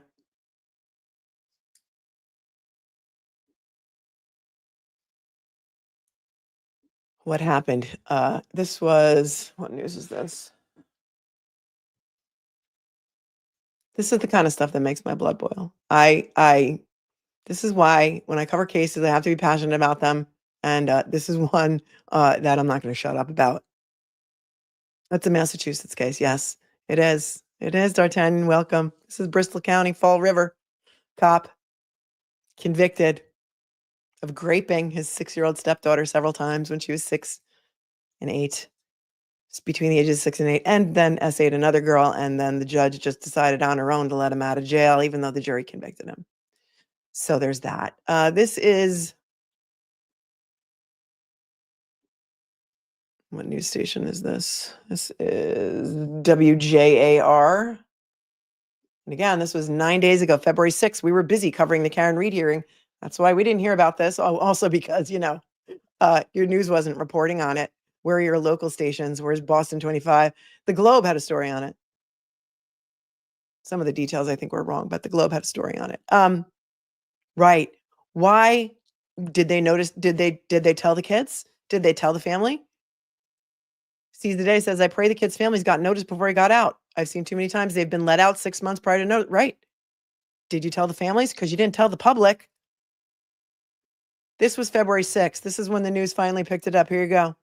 A former Dartmouth police officer convicted of child rape is no longer in custody. A judge has nullified a jury's conviction. It's a rare decision. NBC 10's Kennedy Buck talked with the Bristol County DA. Right. But she nullified it in December. You're not reporting on it until February 6th. Why? It's been a legal game of back and forth in the case of former Dartmouth police officer Shawn Souza. In October of 2024, a jury found Souza guilty of multiple counts of rape of a child and indecent assault and battery. He was then sentenced to 10 to 15 years, but a ruling by Judge Susan Sullivan has reversed this conviction. The judge's action essentially nullified the jury verdict and ordered a new trial. So it took away the guilty verdict that was rendered by the jury unanimously. Souza now out of custody and potentially awaiting a new trial, which would be his third after the first one in 2022 resulted in a hung jury. See, they say Souza now out of custody. He's been out of custody since December 23rd. You're not reporting on it because nobody told you until February 6th. What? Be his third after the first city verdict that was rendered by the jury unanimously. Right. Souza now out of custody and potentially awaiting a new trial, which would be his third after the first one in 2022 resulted in a hung jury. After the conviction, the defense filed a motion to enter findings of not guilty. There was no basis of it. Bristol County DA Thomas Quinn says he's unsure of the reasons behind the court's decision. He says the judge pointed out evidence she felt should have been excluded from the trial, plus an organization who would show up to the courtroom to support one of the victims raised issues for her. Asked for a hearing and were denied. So I've never really seen anything like this in my career of over 35 years. The state has now appealed. Yeah, I don't understand because they did have a hearing at some point, like in November. So I don't know what he means by we're asking for. I don't know what that is about when he says there was no hearing before she rendered her decision, no hearing after her decision. Maybe there was no hearing after her decision. She just made the decision and said, okay, you can get out now. The state is now appealed that decision. Could you all also maybe call into question the judge? Could a decision be made there? Just tried to bring to light to the court, what the law applies. That's how it's supposed to work. And the judge's conduct, it undermines the jury verdict and the jury system and people's confidence that justice is being done in the court system in these cases. Kennedy Buck, NBC 10 News. My email is always in the show notes below the video. It's fanbase@mlittlelaw.com. I do read all emails. I do not get a chance to respond to all emails. Somebody put this up. So I found this when I was searching Susan Sullivan, and this is from 7 months ago. There's another case that she handled. You're going to hear about this now. Hopefully this person will be okay with me playing it. This is from Radio WHP. Credit to Radio WHP for making this video about today's terrible judge, Susan E. Sullivan. And this is way before this happened. Hold on. Here you go. Today's terrible judge comes to you from Massachusetts Superior Court, where Judge Susan Sullivan has released an alleged rapist on $500 bail despite the amount of evidence against him. Illegal migrant Corey B. Alvarez is being housed in a Rockland motel at the courtesy of Massachusetts taxpayers, and it was in this hotel where he attacked a girl at least 10 years younger than himself and a minor. Alvarez insists he is studying the Bible and not a flight risk despite his lack of knowledge of English and many connections to South America. Judge Sullivan ignored prosecutors' demands to have his bail set at $10,000 and insisted that they did not meet the threshold. In reporting by the Patriot Ledger, we can see that Alvarez has a lot of evidence against him and is currently being housed by his girlfriend's mother. For a former Dartmouth police officer was sentenced to 10 to 15. Yep. $500. A lot of people are mad about that too. I think you heard more about that one probably than you heard about this one. What is it they don't want you to know? Pierre, thanks for the 5, says many times your brain will block things out to protect you, but trust me, you know. This is infuriating. How has nothing changed since I was a kid? I'm like rarely speechless, and this case has left me in shock and horror and speechless, but also very angry and loud. So it's a weird dichotomy of things. Dr. Russell is the goat from Norway, says there's a reason there's no statute of limitations for these types of crimes, even in Massachusetts. Thank you so much for tuning in from Norway. Casey is outraged and says, thank you for bringing this to our attention and has been here for 12 months. Thanks, Casey.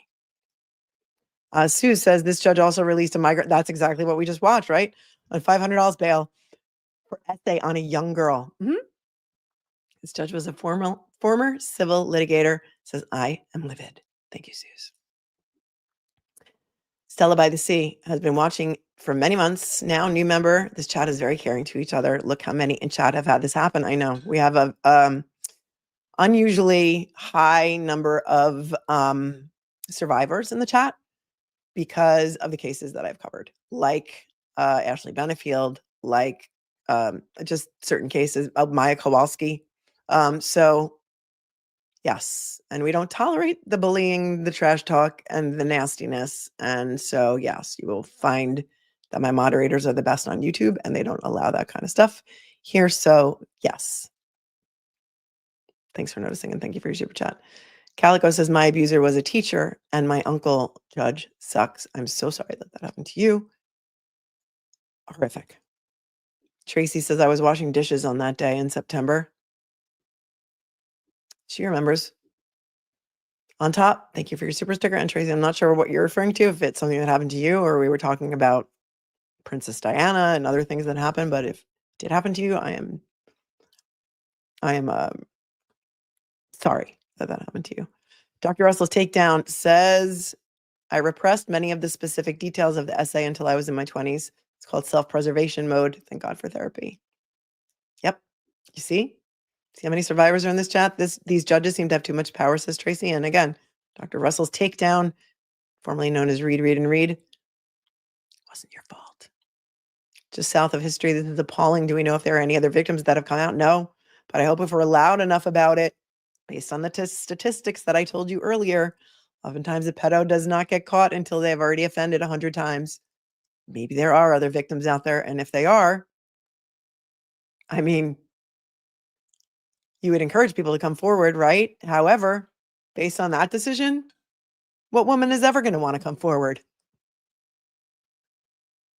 I mean, that decision was full of victim blaming, victim shaming, blaming the mother. Gross, just gross. But I imagine that if we scream loud enough about this because nobody wants you to know about it, maybe there would be other victims. I don't know if any have come out, not to my knowledge, but I am one such medical doctor. Says I was essayed by my own sister during my early years. I'm so sorry. Still dealing with it now at 55 years old. This judge has no clue. So sad for these victims. Yeah. How brave was this girl who disclosed at 14? Do you think that she made it up because she saw a TV show called A Million Little Things? Do you think that her friend made it up because she saw an episode of Grey's Anatomy and then the two of them, colluded to both disclose in 2013 because of a Grey's Anatomy episode? What? 1 in 4560 deleted, says Melanie. I'm beyond outraged and sickened. Thank you for your super chat, and so am I. Virginia. Hi, Virginia. Thank you for the 10. He was not a good cop either. I was pulled over by him, and he was a dick. A duck. To the point I called my dad. I was a minute from home, and Dad came and parked watching us. He was a creep, made me very uneasy. I think I did see you say in the chat yesterday that you live in nearby. And there you go. There you go. Virginia was pulled over by him. I don't know how long ago that was, but it couldn't have been that long ago because he had been on the force for 10 years in 2019. So it had been since 2009. Just South of History says, so the judge based this solely on their own theory. Yep. No evidence came out to prove the allegations false. Nope. What the actual duck? I'm flummoxed.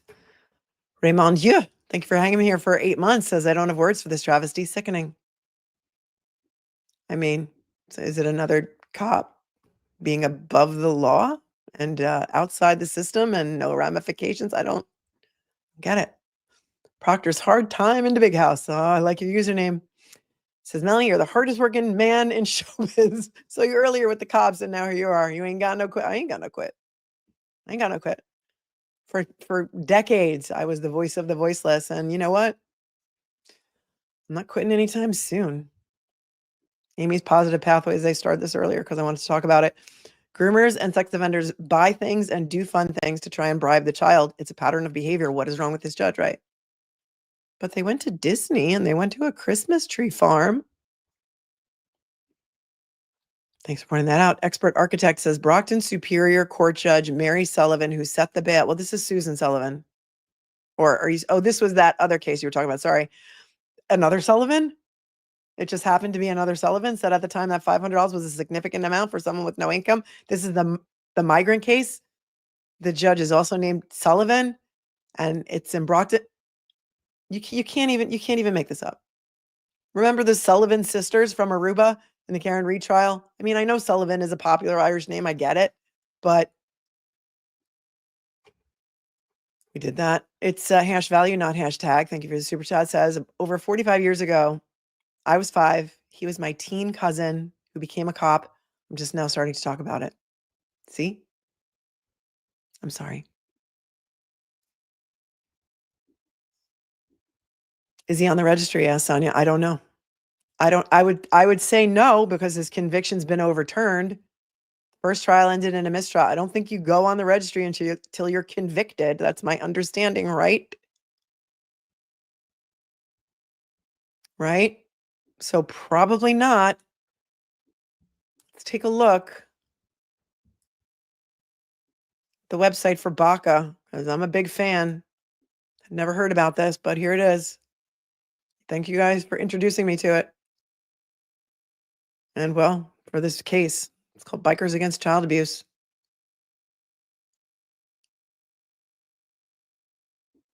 And here's their mission. Let's see what their mission is.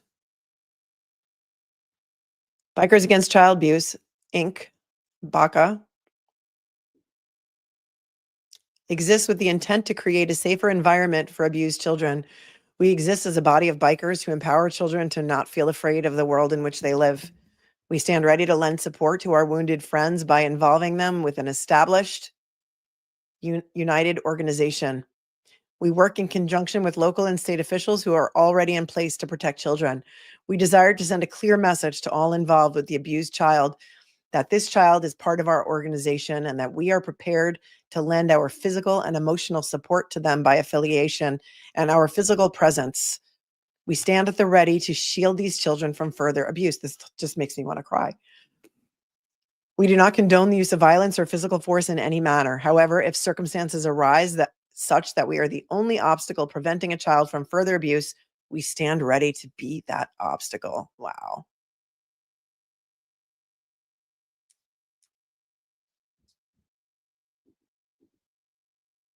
And then they go on to talk about how Baca works. And this is a very long website, which I cannot read, but you can go here. It's called, the website is www.bacaworld.org, BACAWORLD.org. I'm a big fan. Many of you, it's a state nonprofit. Many of you told me about it and that you have great experiences with them and that they have either come and supported you or someone that you know in a courtroom somewhere. They have a YouTube channel. Fantastic. Hi, Mizzy. Mizzy is here. Says I'm going to look into them to see if they want to link up for Sandra's case. Yeah. Who appointed this monster? I don't know. What did you guys tell me? Charlie Baker?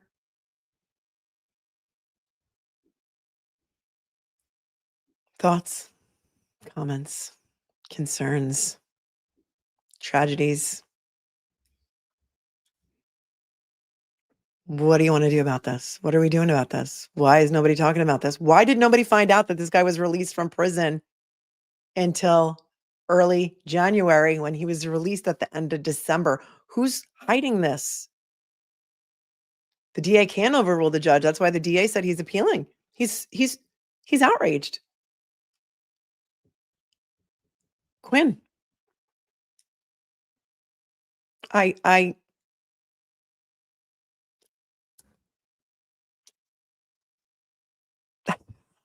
am so angry. I'm so angry. And when are they going to retry him? The judge's name is Susan Sullivan, Bristol County, Fall River. Hang on.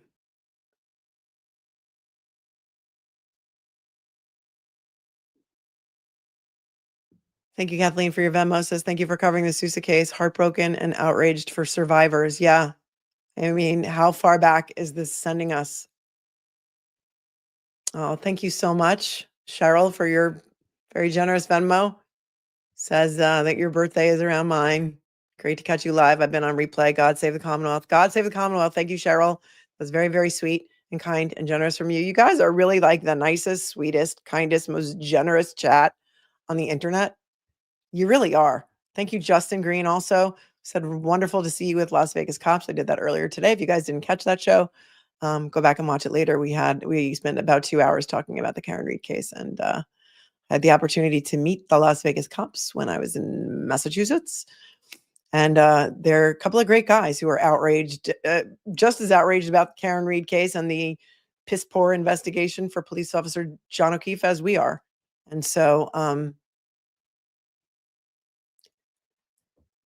that was a fun afternoon, but I felt like I just could not let this go one more day without covering it. And so I wanted you guys to know about it. 1 in 4560 deleted says Maura Healy is silent. Yep.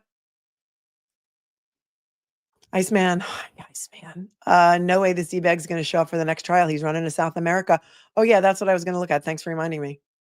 I wanted to look at to see if this is scheduled. When this is scheduled for next. What is the next date that this is coming on? Because this guy had apparently tons of support in the courtroom for him. But Baca only showed up for the girls. And so when's the next court appearance on this? And, you know, the judge said, it's okay. Everyone can come as long as you don't make a spectacle. There will be a status review in Fall River Criminal Court, May 15th.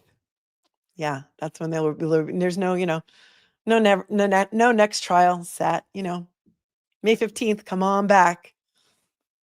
Make your signs, people, make your signs, because what victim is going to want to come out and assist in a prosecution against their abuser when there's a judge like this sitting on the bench? Wow, just wow. May 15th, everyone.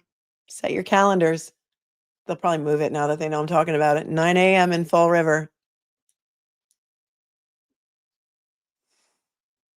John Monagle says he can abuse a lot of kids between now and May 15th. How many do you think there are out there that could also be victims?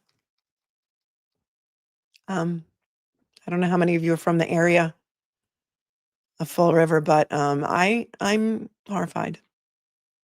I don't think so. You know what? Look, Kevin Reddington represents a lot of horrible people, right? A lot of horrible people, a lot of them. That's his job. He's not a public defender. He's a private defense attorney. Most private defense attorneys used to be prosecutors. Everyone deserves a defense. Trooper Sally, Trooper, I don't know. This looks like an inverted screen name. Am I picking up what you're laying down here about the Sally Port? Reddington knew how she would rule, so he didn't have to file a complete appeal. I have to say that I think, in my opinion, he was probably shocked by this. If he thought he had any chance of this being overturned, he would have made a much more compelling argument. We read his motion. It was 3 pages long. I mean, not even 3. It was like a page and a half. I mean, I just really feel like he was like, there's no way in hell this guy's ever getting out. A lot of defense attorneys do have a conscience, and it is so much harder to represent a client who is innocent than a client who you know is guilty. And look, you collect your paycheck and you move on to the next one, right? I have to imagine, and I don't know. I mean, I would love to have him on the show. We probably can't talk about this case, but that he was horrified by this. And I don't know. But the people that I've spoken to who know him say that he's a good guy. So I think it shocked him maybe as much as it shocked us. Kim says, I will be donating to the biker organization and the girls' names. That is really sweet. We don't know their names. The names that I made up are fake. But thank you for tuning in from Australia, Kim, and for being so kind and generous. And Mozzie, also from Australia, thank you for your super sticker. And you're always here, and you're always very kind and generous, and I appreciate that. So great to see you here. Kelly says, what can we do? Write to the DA or someone else? Who can we contact? Share the stream out. Get this story out there. I can almost guarantee you that YouTube is going to demonetize this as being an unfriendly subject matter for advertisers if they haven't already. So what happens when that happens is it gets shadow banned. Share it out there. Yell about it. Scream about it. Write to the DA. Send a letter to the court. Anytime you send a letter to the court, it is made part of the court file. Look, everything you need to know is in that judge's decision. Did anybody here go to the trial? Anybody? Send me an email if you went to the trial. I would like to know if there's something that we're missing here, but I don't know. The DA is outraged. He's appealing. Howie Carr needs to write about this. How did this just fly under the radar since December when this guy was let out? Leanne says, time for a billboard fundraiser to draw attention to this case in that area. I mean, thank God these girls are, still alive and have the guts to testify. But I mean, it's like we're setting victims back 50 years. I don't know about a judicial complaint. I don't know. I don't know how that works. I wouldn't. Right. KPT says, I bet Reddington was most shocked. It's on the Twitter swamp. Now it is. Guess who tweeted about it today? After I talked about it yesterday. Guess who? The name who is not allowed to be named on this channel. The one who tried to trash me for going on court when I was on Court TV with her a year ago in January of 2024, when I came out and said that John O'Keefe was not hit by a car, and she tried to make me look like a moron. And she says she's former FBI. All of a sudden she tweeted about it today. Somebody sent it to me and is like, oh, she must watch your show. I'm like, I don't know. She watches my show, but at least people are talking about it. Yeah. Mm-hmm. Right. Well, I guess we can agree on one thing. Yep. So people are talking about it now. So that's good. That's good. But here we are. Thank you. Tom CPU's sister is here. Thanks for the 5. Thanks for covering all the stuff going on in Massachusetts, Massachusetts. We live in the upside down. God save the Commonwealth. God save the Commonwealth. Yes. Yes. Yes. Well, you may know, many of you, that there were 3 things filed yesterday in the case of Karen Reed. However, in true Norfolk County fashion, while they were docketed into mass courts, they were not scanned into the system, so we can't see them. Oh, and you know what else? Court is closed on Monday because it's President's Day, and the Karen Reed motions hearing is at Tuesday. So we will not get to see the opposition filed by the Commonwealth and their new motion for sanctions until probably Tuesday. So there's that. People are asking me to go over the motions. I can't get them. I don't have them. Can't find them. But, somebody wrote something funny that I saw somewhere, like, oh yeah, that's nothing. Clerk, I don't know that Clerk Jim is the one who's in charge of scanning the motions in. Isn't there like a regular clerk of the court who does that? I have no idea.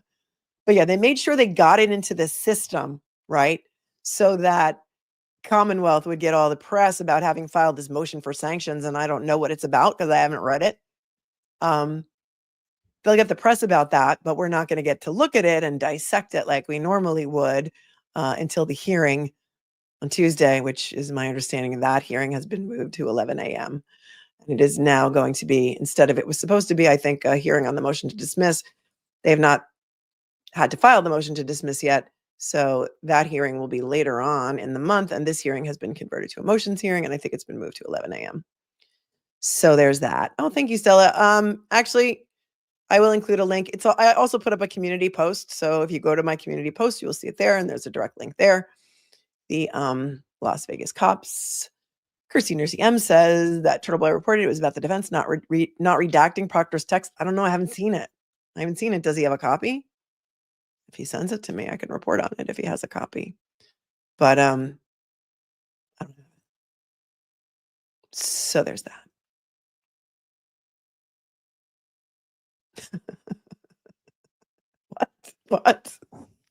What, Missy? That really? She said she wanted to advocate with you for Sandra. Isn't that so funny though? Because how do you, the anti-Karen Reed posts from her are just off the hook. I mean, they're off the charts. Every single day, there's at least one post about how much she hates Karen Reed, wants her to go to jail forever, thinks her skirts are too short. And coincidentally, some of the same players are involved in the Sandra Birchmore investigation. And yet, she's so outraged about what happened to Sandra Birchmore. And yet, Karen Reed is so guilty because her skirts are too short and she doesn't like her outfits and they're too expensive. And she thinks she's having an affair with Alan Jackson and posts all these fake pictures all the time. It's outrageous. But hey, Missy, if you want to team up with her, good luck. Good luck. Oh no, because I called her out because she was talking junk about Free Karen Reed, that they should be standing up for Sandra, not Karen, right? Well, here's the thing. People who stand up for Karen also stand up for Sandra. And, other horrific cases like, Penny McGee and the other tragic cases that we've covered in the state of Massachusetts. Brian Camp, we saw him get acquitted. That was pretty awesome. And I don't know. I've learned that it's just impossible to figure people out. And I'm done with it because you'll never, ever, ever be able to do it. Hi, Amanda. Thanks for your 5. Says, this is so disturbing. Glad to be catching you tonight. Stay warm. Everyone else stay warm. I hear that Turtle Boy is having a juror. One of the jurors from the Karen Reed case is appearing on his show tonight, unless that has changed at 9 o'clock. So for those of you who are interested in watching that, go watch it at 9. I think it's at 9, right?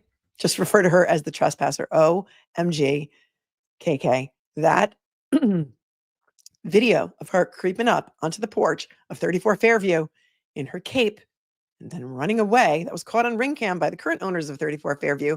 And somebody made a video of it set to the Pink Panther theme, is like hilarious. Hilarious. Right? Yeah, it's insane. All right, here's what you're going to want to do. First of all, thank the moderators because these cases in the Massachusetts area seem to be very hard to cover because there are so many trolls out on all of the Massachusetts cases because they hate me for saying that John O'Keefe was not hit by a car and therefore, I'm the devil and, I'm a liar and a grifter and all of these other things. And so it becomes very hard to cover these cases because the trolls like to come in here and trash everybody, and we don't tolerate it. So there's that. Thank the moderators. My moderators are the best on YouTube. Thank you to all my channel members who love me enough to want to be part of this community. Oh, it's delayed until 10? Okay, great. So it's at 10 p.m. So it'll be at 10 p.m. So you guys catch it there. Smash the subscribe button. It's free. Help a girl out. Share the stream. Comment respectfully. Do all the things that YouTube likes, like the stream. Make sure you have all notifications set because a lot of the time I go live with no notice. Just breaking news, documents come in, I just get on, I do them. When it fits into my schedule, that's when I do it. So you don't want to miss a thing. All right, my friends, as I always say to close out every stream, stay cool, stay kind, stay classy. You can do it. I know you can. I hope you're outraged. I hope you're as outraged about Shawn Souza as I am, because this should never have happened, and it should never have been covered up the way it was either. So there's that. Peace, my friends. I'm sure I'll see you tomorrow. You want to have that notification bell set because you never know when I'm coming back. Good night, everyone.